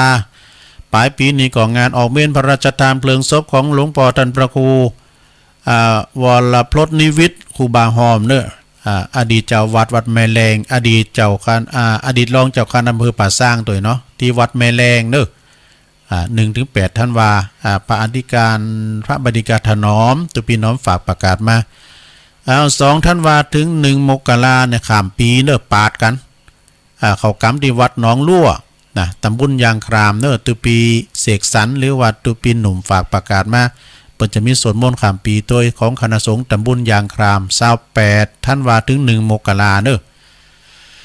12-18มกราคม63ก่องานบุญเขากำที่โขงแก้วอารามทั้ง3วัดป่าต้องคันธารามตำบลตาตุมอำเภอป่าซางโดยเมตตาบารมีธรรมหลวงพ่อพระครูสุคนทศีลวิมลนะเจ้าคณะตำบลตาตุมเจ้าอาวาสวัดป่าต้องคันธารามฝากประกาศมาเปิ้นนิมนต์ตุลุงด้วยนะ11กุมภาก่องานปล่อยหลวงที่วัดเหล่าเป่าเน้อเท่าหลายอย่างปล่อยหลวงโบสถกุฏิศาลากำแพงเท่าเปิ้นแปลงหลาย10ล้านเน้อ11กุมภาที่วัดเหล่าเป้าพระปลัดสุรศรีพระครูปลัดสุรศรียานาไสยโยเจ้าวาดเนาะ14 15 16กุมภานะ6กุมภาวะแม่นกุมภานะเทศกันไปหาเนาะเปิ้นจะปล่อยหลวงที่วัดดุงป่าหวายอำเภอดอยหล่อเน้อท่านพระครูวิพาทวรคุณอันนี้ก็พบกับทีมงานของ PS Sound อันนี้มีโมยโดยนะฮะแล้วก็มีลำวงย้อนยุคชูเมเกอร์แล้วก็มีคณะแห่ด้วยหลายอย่างอีเก้ด้วยนะ3พฤศจิกายนก่องานบุญกฐินที่วัดสันมะกรูดสันบะกูดกอดตำบลบ้านแป้นอำเภอเมืองจังหวัดลำพูนอบต.อ้วนฝากประกาศมาเด้อ14-15กุมภาพันธ์ก่องานปล่อยหลวงตีงานปล่อยหลวงสุ่มประตูไม่ซักจัดงามเน้อที่วัดสีแดนเมืองนี่ก็ตำบลสันติสุขเนาะแล้วก็อำเภอดอยหล่อเฮานี่แหละนะท่านพระอธิการบุญช่วยประพังกะโลเนาะฝากประกาศมาแล้วก็มี18-19งานประชุมเพลิงศพเนาะอันนี้ก็ประกาศไปละหลวงพ่อแก้วทิตาคุณโนวัดบ้านแควศรีสันดอนมูลสารปีเนอเปิ้นก็เปิ้นบทสมเด็จยาได้22ภาษานะหลวงพ่อวันที่26ตุลาเดือนหน้านี่ก็เสาร์หน้านี่มั้ยจ๊ะอันตุลามันจะ26ตุลาแหละพฤศจิกาก็ตุลุงของงงเหมือนกันเด้อ26ตุลา26ตุลากันเนาะแม่นเพิ่นจะมีพิธีตอดกฐินแล้วก็บรรจุวัตถุมงคลเครื่องรางของขลังต่างๆเด้อที่เต็นเกี่ยวในวิหารของวัดหัวห้วยตำบลหนองยงอำเภอเวียงหนองหล่องเด้อจะมีกฐินกรุงเทพละปูนโดยสมทบทุนในการสร้างวิหารทรงล้านนาพระอธิการพัทยาประภัสโลฝากประกาศมาเนาะแล้วก็วันที่2พฤศจิกายนก็ตีวัดตุนพึ่งเด้อหนองหล่องเปิดจะมีกฐินเด้อตุนพึ่งหนองหล่องท่านพระมหาธีรพันธ์ธีรกิติปท9แม่บุญศรีเขาเนาะ เปิดมี3หมู่บ้านกันเด้อขอบคุณเด้อ3พฤศจิกายนที่วัดดอยแดนเนี่ยโอ้ว่านี่เมตตาบารมีธรรมหลวงพ่อท่านพระอธิการสุทัศน์ธนัญชัยโยเจ้าวัดพระธาตุดอยแดนแล้วก็ปหลวงศรีวังบังคมเนตรปหลวงศรีวังก็มาปอดุลปาตีคำปสมคิดปเกวัดเปิ้นมาแอวหาว่ะโอ้ขอบคุณเด้อแล้วเปิ้นก็มาหอมกฐินโดยขอบคุณกับปหลวงขอด้วยนะท่านพระอธิการพี่6ตัวพี่น้องจากดอยแดนเพิ่นจะมีกฐินวันที่3มันเจ้ากันทีแรกเพิ่นก็เอาไปจุยมันเจ้ากันก็เจ้ากันไปเนาะ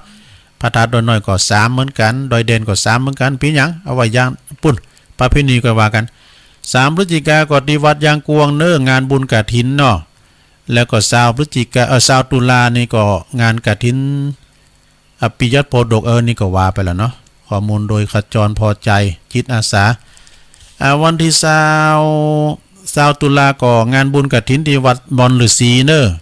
มอนฤาษีพระครูสุเมธธรรมเสวี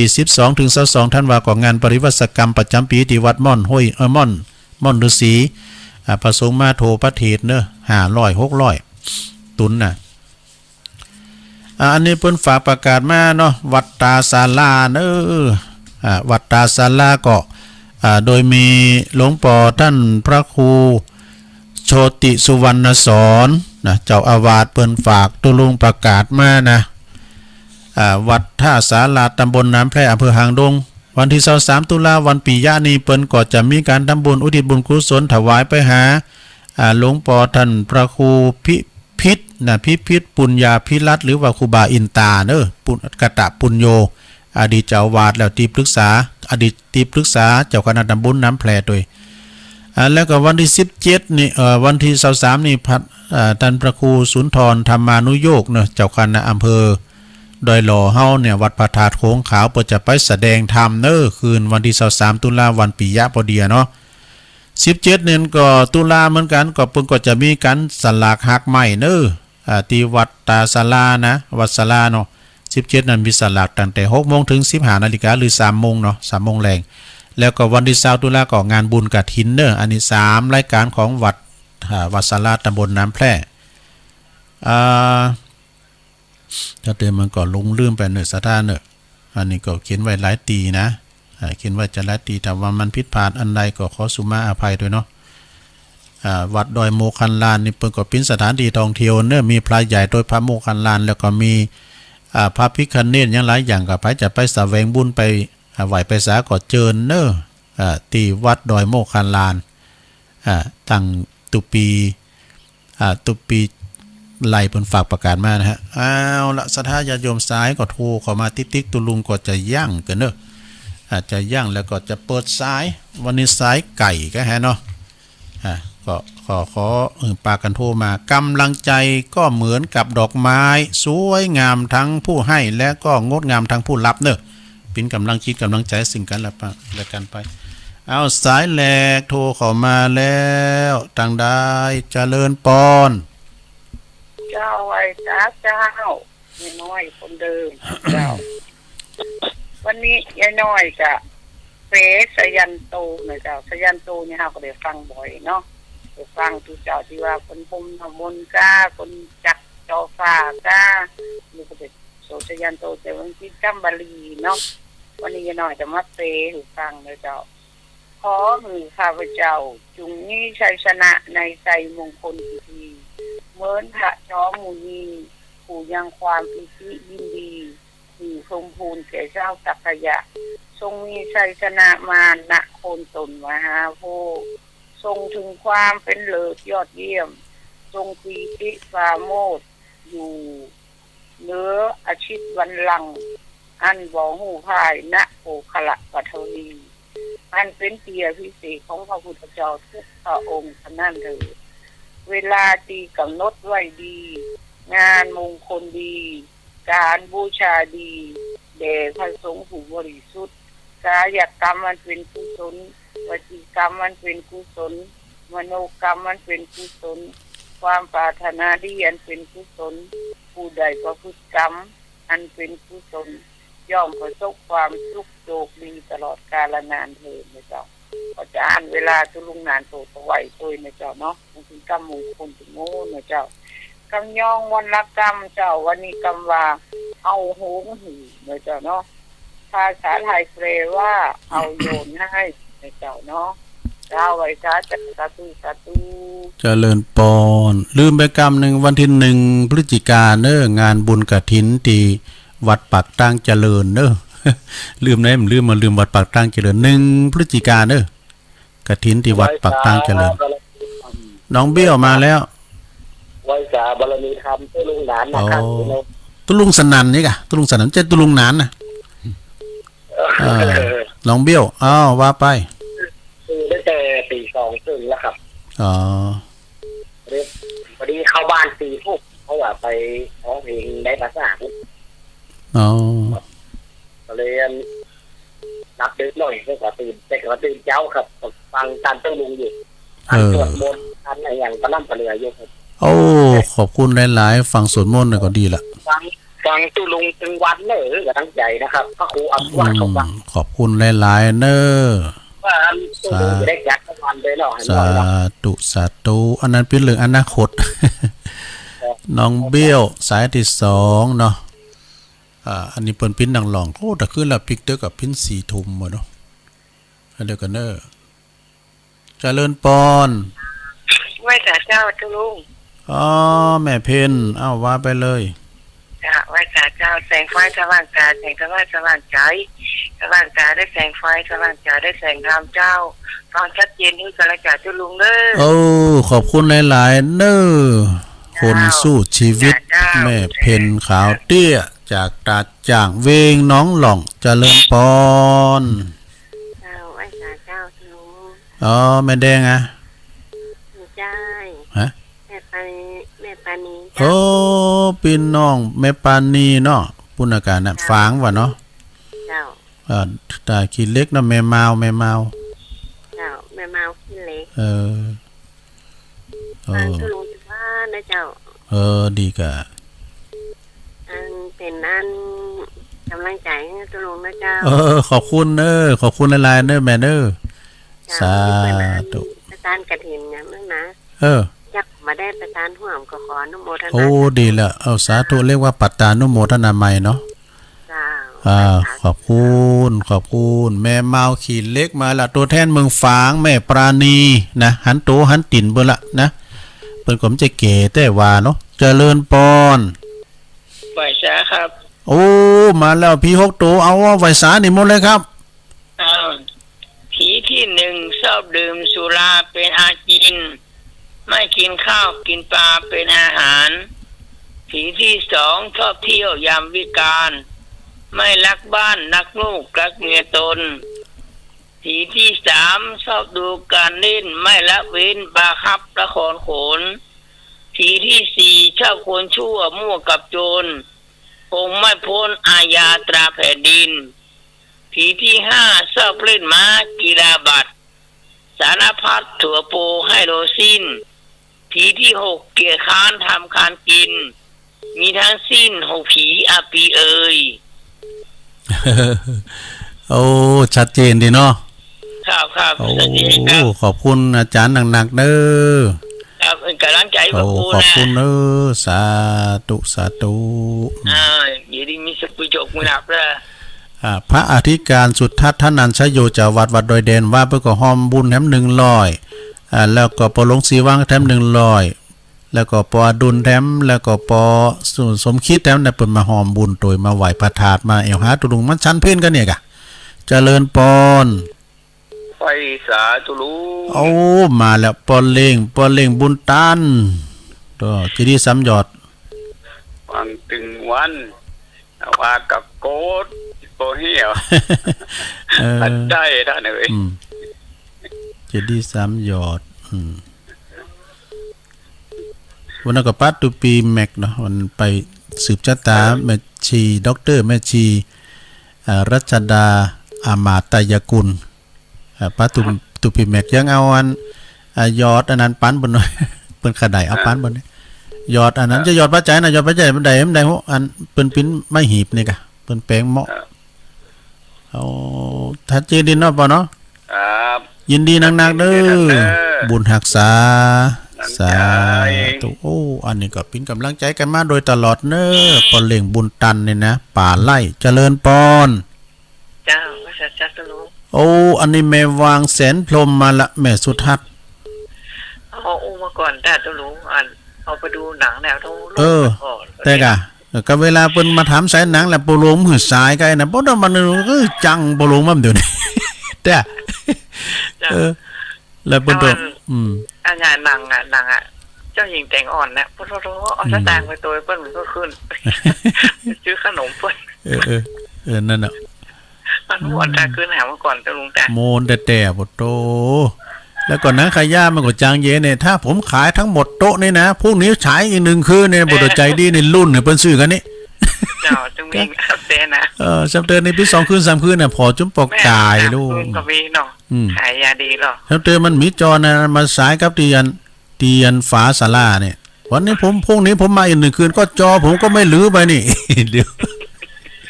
มันโมนน้ำก่อนเป็นธรรมชาติได้เนาะเอาเขามาเป็นเบาแถวเนี่ยดูดมูลิซิโยมาร์ซิโยสายซิโยอันมูลิคิโยนะแข่งกันนี่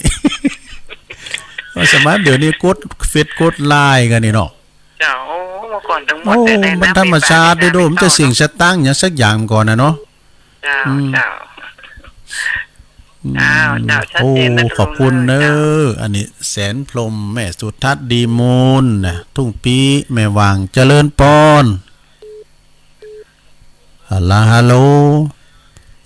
พี่น้องฟางก็มาแล้วเหรอโดยสเก็ตเราหายเซฟไงเจริญปอนสายไก่เฮาอะมาอ๋ออันนี้พี่นาน่ะอยู่อันอยู่ปุ่นเนี่ยเปิดเสียงดังก่อยอ่ะอันอยู่แสนหิมปีไงฮะเวียงกุมกามปีนานอ่ะปุ่นอยู่ป่าเปอะเวียงกุมกามเนาะฟังเจ้าแล้วเนาะขอบคุณในปีนานเด้อเสียดายมันมาจากมันกอยไปหน่อยเนาะผู้กระทู้มาได้ใหม่เนาะสาธุโอ้ขอโทษเด้อเสียงเปิดจะดังก่อยความจริงเปิดลำโพงนั่นแหละเจริญปอนอีกาปอบุญมีมาแล้ว เปิดลำโพงด้วยกัน น่ากะเปิดลำโพงด้วยกะปอบุญ โอ้ มี พุทธกรทั้งหมดได้เนาะ โอ้มนนะโอ้กันหนังมาต่างจอเนี่ยบ่ตัวลำวงก็นี่ซิดสายก็แล้วกันเด้อดนตรีก็อย่างนั้นน่ะครับ หนังมันโมนเนี่ย โอ้ตะกอนล้างไฟอีกแล้วกันหมดล้าง ไปเอาปานหนาวเนาะไปเอาข้างหน้ากันเนาะเมืองกลาง วันเดียวนี่เมื่อวานขอประตูบ้านเลย น่ากลางวันก็ห้ามตู้บ้านก่อนนี่เพิ่นปล่อยมันจะมีโหมีฮาวยังอ่ะนะหมูม้าข้าไก่เอวกันหมดวันนี้โมนได้เตรียมก่อนน่ะโธ่ ไปข้ามมาบ้านฝ่ายบ้านมันแต่กะฟังไม่ยุ่งอะไรกับเป็นหมู่ก่อนนี้มีก็ AM นะดูเฮาฟังธรรมแต่เฮาฟังธรรมก็มีพระครูบุญตันเขาอาจารย์สุรพลกิตติหยังก็อาจารย์สุรพลก็เนี่ยเปิดเทศออกวิทยุหรออาจารย์ท่านมหาศัพท์เขาน่ะนลินโทเขานี่นะนี่ข่าวก็สว่างนะเนาะข่าวสว่างสิงหาไกรลาดนั้นโหเนาะแล้วก็อันซอของแม่ครูแสงเอ่ยเขาคณะดาวลุ่งคณะปอคำพายเมืองนานเขาละครของคณะเกทิพย์สยามศิลปินนี่ยุ่งเรื่องเลี้ยวของผู้หลวงบ้านเราบอกว่าเป็นล่างนั่นเนาะขอบคุณป้าบุญมีเนอันนี้ก็ย้อนยุคเนาะย้อนยุคกันไปฟังกันไปเป็นคุ้นเก่าอันนี้นักร้องเก่านั่นป้าบุญมีเนี่ยบทโตปองปีดาเจริญปอน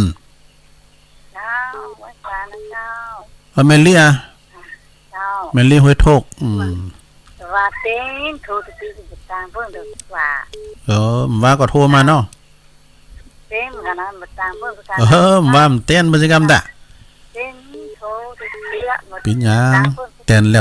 วชัดเจนดีเนาะเมลี่เนาะเจ้าชัดเจนเนี่ยใช้ฟันลูกเหลือเนี่ยลูกลาไปหน่อยดูจำฟังจีปะทะได้ฟังสักคำนำปีหยังได้ฟังโทรมาเต้นก็ดีละเนาะขอบคุณเมลี่เนอสาธุห้วยโทกเจริญปอนเจ้าลุงโทรไม่ได้ลูกตีเตี้ยตั้งได้เนี่ยแม่อันนี้ตั้งไรพ่อเจ้าโอ้ลอยเคาะพวกแม่หยังนี่แม่หยังอำพรนินประยูนเจ้าโอ้แม่อำพรแล้วก็เต้งได้ก็บัดตีเจ้าอินเตอร์ยูนนี่เนาะเจ้ามินประยูนอำพรเจ้ามินเนาะเจ้าฟังตัวลุงเมานั่นแหละเจ้าตีไม่ได้โทรไม่ได้ก็บัดตีสักเตี้ยดีกะอันอยู่บ้านไหนก็บ้านไรเคาะเจ้าแต่ลอยเคาะลอยเคาะลุงฮู้จักอันบ้านไรเคาะว่าเจ้าได้ยินชื่อนะแต่ไม่ได้ไปสักเตือนนะตัวลุงมึนๆไหนปีไหนเขาในเมืองให้เตือนลำเด็ดไปกันไปกับมันฮะลุงอยู่บ้านอยู่ก่อนได้ลอยกับเจ้าอยู่วัดพระธาตุโดยน้อยนี่กะไปตั้งไหนเจ้าก็มาตั้ง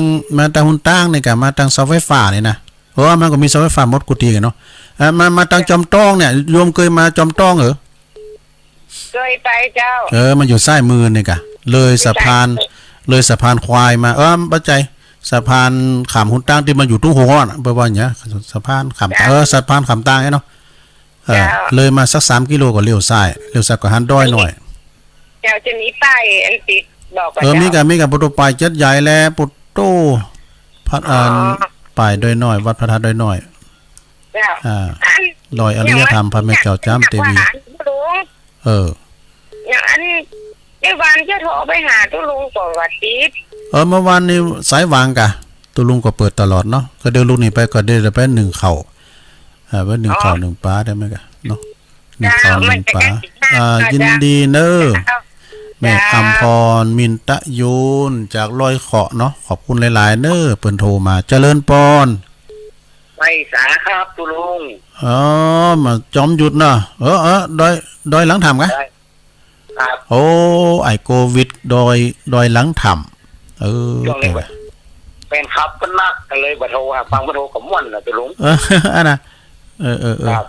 พี่น้องฟังก็โทรเนาะ โดยคำวันนี้สายใกล้กันเลยโทรให้ตุลุงไง อากาศบ่ต้องเป็นหลังอากาศแต่ลืมเสียงไปนี้ ตัวเกษตรกรเนาะย่าเนี่ยโทษไอโควิดดอยหลังถ้ำ ฝนมาช้ำเฮาช่วงนี้รู้จะใส่น้ำลำไยถึงน้ำลำไยก็ยังแควนน้อย ยังแควนกับเบาภาระไปประหยัดน้ำประหยัดไฟไปเนาะประหยัดน้ำมันไป นี่ตุลุงไปไม่ตายลำไยนี่พวกไข่โดกล้ำแต่มันตุลุงไปเลย อันนั้นเหมาะแค่มันหน่วยร้ายนะมันต้องหน่วยน้อยนะไอโควิดเนาะก็มันหน่วยหน่วยบางๆให้หน่อยหน่วยนั่นก็หน่วยโลงเนาะ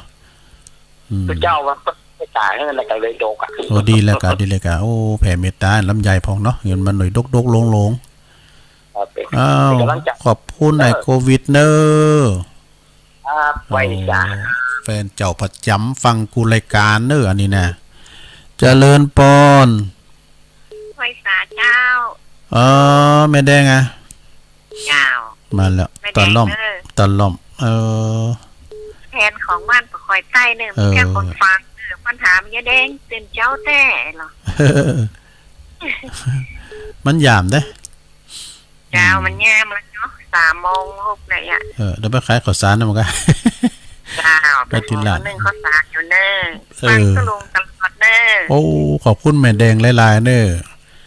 แต่บุเจ้าซุ่มฟังแต่บุเจ้าซุ่มฟังงานรายการนั้นธรรมะคลายเครียดนะเนาะเจริญปอนเจริญพรบรรดาญาติโยมสถาทั้งหลาย เสียงประครูทันใดนี่ ไม่สูงค่าไม่สูงพี่ไอใต้โหเข้ามากูเล่นบักเขากับมูลนะแม่น่ะโอ้ตะกอนนี่เนี่ยกำบันเกี่ยวเข่าเกี่ยวนำแล้วไม้ปุดเต้าปุดแตงวาวหัวละอ่อนแม่นเขาปล่อยวาวบดโซเลนแลกล้อเฟืองบอกว่าล้อเฟืองปักหนาเข่งปทวนเนี่ยวาวมันก็ขี้จุอ่ะน้อยนี่วาวนะเฮ็ดแต่ตกก็แลนกันนี่แลตุงเลยนะสวนหอมหูหยังอ่ะแลนไปแต่เอาติ๊กๆเอาตะหนาเป็นไปก็เดียวก็คืนไปมั้ยอ่ะก็ตะจี้หางแล้วน่ะโอ้เรื่องบักเก่ากับมูลเลยนะตุแม่นโอ้คือถึงความเก่าความลังเลยก็นะกะโอ้มีเมื่อเลี้ยงควายเอาวาวหมดตัวมูลนี่แก่สุดท้ายวันนี้เนาะสุดเสาร์เนาะสุกเสาร์วันนี้กับผู้ก็ฟังอาจารย์พระครูเข้าไปรอแถมหาวันมาปะกันแถมแต่ว่าก็ไม่ถูกนะถูกไม่หลายวันยังละนั่นก็ว่าก่อนนักวิทย์เนี่ยไม่ได้โหอะไรนกมันยังมันให้อู่ให้จ้าไปปะกันกาดก็มึงยันโทรไปหาตุปินเห็นมาตุปินเห็นเกี่ยวจำบุญหัวยาก็ฟังงั้นนะขนาดจะก็แต่กาสันขยอมแถมหมดเนี่ยโตหัวยาบไอเว้งหัวยาบเขาเนี่ยแม่สุพรรณหลักเขาแม่อัมพรเขาจำเสียงแต่อยู่นี่โทรหาตุปินนั่นแน่นี่เดี๋ยวเนาะขอบคุณเนอพี่ใหญ่ใต้โหลื่อลงเขาสาธุไปปิ้นตุปิ้นโยมกันเนี่ยเจริญปอนแล้วไหว้สาท่านเจ้าท่านหลวงปู่แน่นะโอ้บ่จะมาปิดท้ายแล้วแน่หลวงพี่มานิดเกือบไปห้าม2 นาทีเดียวเนี่ยบ่เป็นนะคือบ่อู้ก็อย่าก่อนแล้วอ้อนก็เดียวมันก็อย่าอู้กับเรื่องเฟซเรื่องร้ายน่ะก็ลุงเรื่องว่าแต่ไปอู้เรื่องเอาอันเรื่องกับเฟืองปักน้ำแข็งเลยถ้าเฟืองปักน้ำแข็งหมดแล้วเอาน้ำมันแสบแล้วลุงเนาะเพราะงั้นแล้วยามหนาวแต่เพราะละมันขนาดมันอาบก็แสบนี่น้ำแล้วเฮาดื่มอาบน้ำสักตื่นลงยามหนาวเฟืองติด เดี๋ยวละอ่อนมากกันที่ พี่ไตแม่น่ะบ่รู้พอน่ะแค่มื้อโลแต่ขามว่าน่ะเด้อขี้แต่เมื่อเขาน่ะก็กลัวนี่มันก่อนอ่ะนะทุลุงมันมีหลายรสหลายชาติเนี่ยนะธรรมะก็มีเนาะ ครับ ก้อนข้าวห้ามกำเมืองมีลืมจัดจาลืมอีท่าจัดจาก็มี วันนี้นี่เอาบารมีของหลวงพี่มณิษฐ์นะวันนี้นะบทอินตจัตตามะจัตตาวันเสาร์เด้อเขาว่าเสียวจ่ายว่ะอันนั้นเอาหนังสือมาเปิดไว้ใกล้ๆแบบจะอ่านเอาหรอกคุณเดียวมันจังหลงนะทุลุงครับแม่น่ะมันหลงนะมันหลงขึ้นหลงแล้วมันจะทำก้อนหลงวันนี้ก็ว่ารับตาวานั้นจะมีหนังสือหรอว่าเอาบุญบารมีของหลวงพี่มณิษฐ์นะกะนะวันนี้ละขอบคุณแล้วทำ7 วัน5 วันกับพระกันแถมนั่นโอ้ขอบคุณเน้เน้นทางธรรมะก็ลงการพระครูเอาวัดปัตตาเจริญหลายนั่นน่ะแค่ถามธรรมะประจำปูนทีมงานเขาตอบมีตัวลุงจดถามว่ามันมีความโหน้อยเตาหางอื่นเนาะเป็นมนงานสันเล่ากันไปอ่ะมันมีหลากหลายหอมไผ่หอมมันสถานของพระครูบทชัดเจนนี่เนาะฟังแล้วมั่นใจฟังได้ธรรมะตึงตลกลุงยองพระครูในอนาคตมันสาธุเจ้าเนาะครับใบสาธุปีครับเนาะสาธุมันก็หลากหลายเนาะศรัทธาญาติโยมมันสไตล์ไผสไตล์มันทั้งตุลุงมันมาอย่างอี้เนาะเอาสาธุ15สุดท้ายแล้วเนาะเจริญพรวันนี้ถึงเช้าเจ้าไว้สาเจ้าท่านโอ้แม่หลวงมาปิดได้แม่หลวงปัญญาตาจกเจ้าฟังท่านโอ้เรื่องประกอบของม่วนเด้แม่น่ะจ้าฟังไม่น้อยอันนั้นประกอบม่วนได้เป็นแปะเนาะเจ้าอันเป็นกำลังใจได้ท่านเด้อโอ้ขอบคุณหลายๆเด้อแม่หลวงเด้อจ้าท่านไม่ได้น่ะก็ขอบคุณหลายๆโธ่อันนี้ก็เปิ้นปิ้นนั่นเมกาโดยปิ้นแม่หลวงโดยแล้วก็ตนลุงไว้เจ้าเอามาละบุญมาแล้วคุณยุนแม่ปันเนี่ยจะไม่ใส่แรกวะดีกะปิดไปเดียวนี่เข้ามาได้ละแต่ขึ้นอันน่ะขึ้นตะวันน่ะก็มาได้ละใส่แรกอ่ะโอ้ติงแต่หรือว่าพอฮ้อนมือก่อนมันให้กำลังใจตะลุงเด้อโอ้ขอบคุณหลายๆเด้อนี่เป็นแบบอันถ้าว่าไม่ดีโทรบ่เข้าไปอีกหรือว่าไม่ดีโทรแบบตีเด้อที่ว่ารับลูกหลาไกลูกจะไม่ส่งลูกจะส่งเจ้านะเสียเวลากับบ้านไม่เจ้าก็ได้สักน้อยเพิ่นตื่นเจ้าลูกฟังเพลงไป5-6 เพลงนั่นน่ะคืนน่ะเจ้าหน่อยน่ะเพลงกับเจ้าบ่ม่วนนะคะม่วนกับบุตโตสวรีปากาพันดาวใจพระจิตหยังหมู่นี้นะสวรวัตโพธิเทศรูปๆเป็นโควิดกับแซงเข้าไปลูกเป็นวันเสาร์นี่จะเป็นเพลงไทยลูกกรุงลุงจะไปนอนวัดไร่ศรีคีรีอ่ะวันที่1บ่กะแม่จะสัมผัสบรรยากาศธรรมชาติได้จองเขาลงไปขอบคุณดอยตัวผักคือครูลุงตัวโอ้เอาเป็นพันมารอกันเลยลุงเด้อเก็บมาได้ละจ่ายชูท้ายในไหว้จ่ายเจ้าสาธุติดตามตลอดเด้อตุลุงเด้อครับเจริญพรเอาแล้วเนาะสัตญาติโยมทั้งหลายตุลุงขออนุญาตยกสายกันเด้อขออภัยสายที่เปิ้นย่นเข้ามาเนาะได้หาไป10สายบ่ก็มันตั้งแต่ก็ตุลุงก็อุ่นนักยาวไปพองเนี่ยนะวันนี้ก็ขอสมควรแก่เวลาที่จะลองได้คืนสถานีคืนเวลาของสถานีเปิ้นเนาะขอบคุณครูเสียงครูสายและขอบคุณเจ้าหน้าที่ดีเจทุกสถานีโดยเนิร์ดที่เปิ้นเชื่อมสัญญาณไปนะวันศุกร์หน้าปักกันใหม่ศุกร์เสาร์หน้าปักกันใหม่เด้อวันนี้ไปปักกันที่วัดเหล่าป่าตาลเด้ออำเภอแม่แจ่มเนาะก็จะปกเสาเอกของอุโบสถท่านปลัดบดินทร์ศิลสัมวโรอาจารย์เบิ่มกันต่อไปอยู่ดีมีสุขเหมือนกันทุกคนจุดตานเนออายุวันโนสุขังปะลัง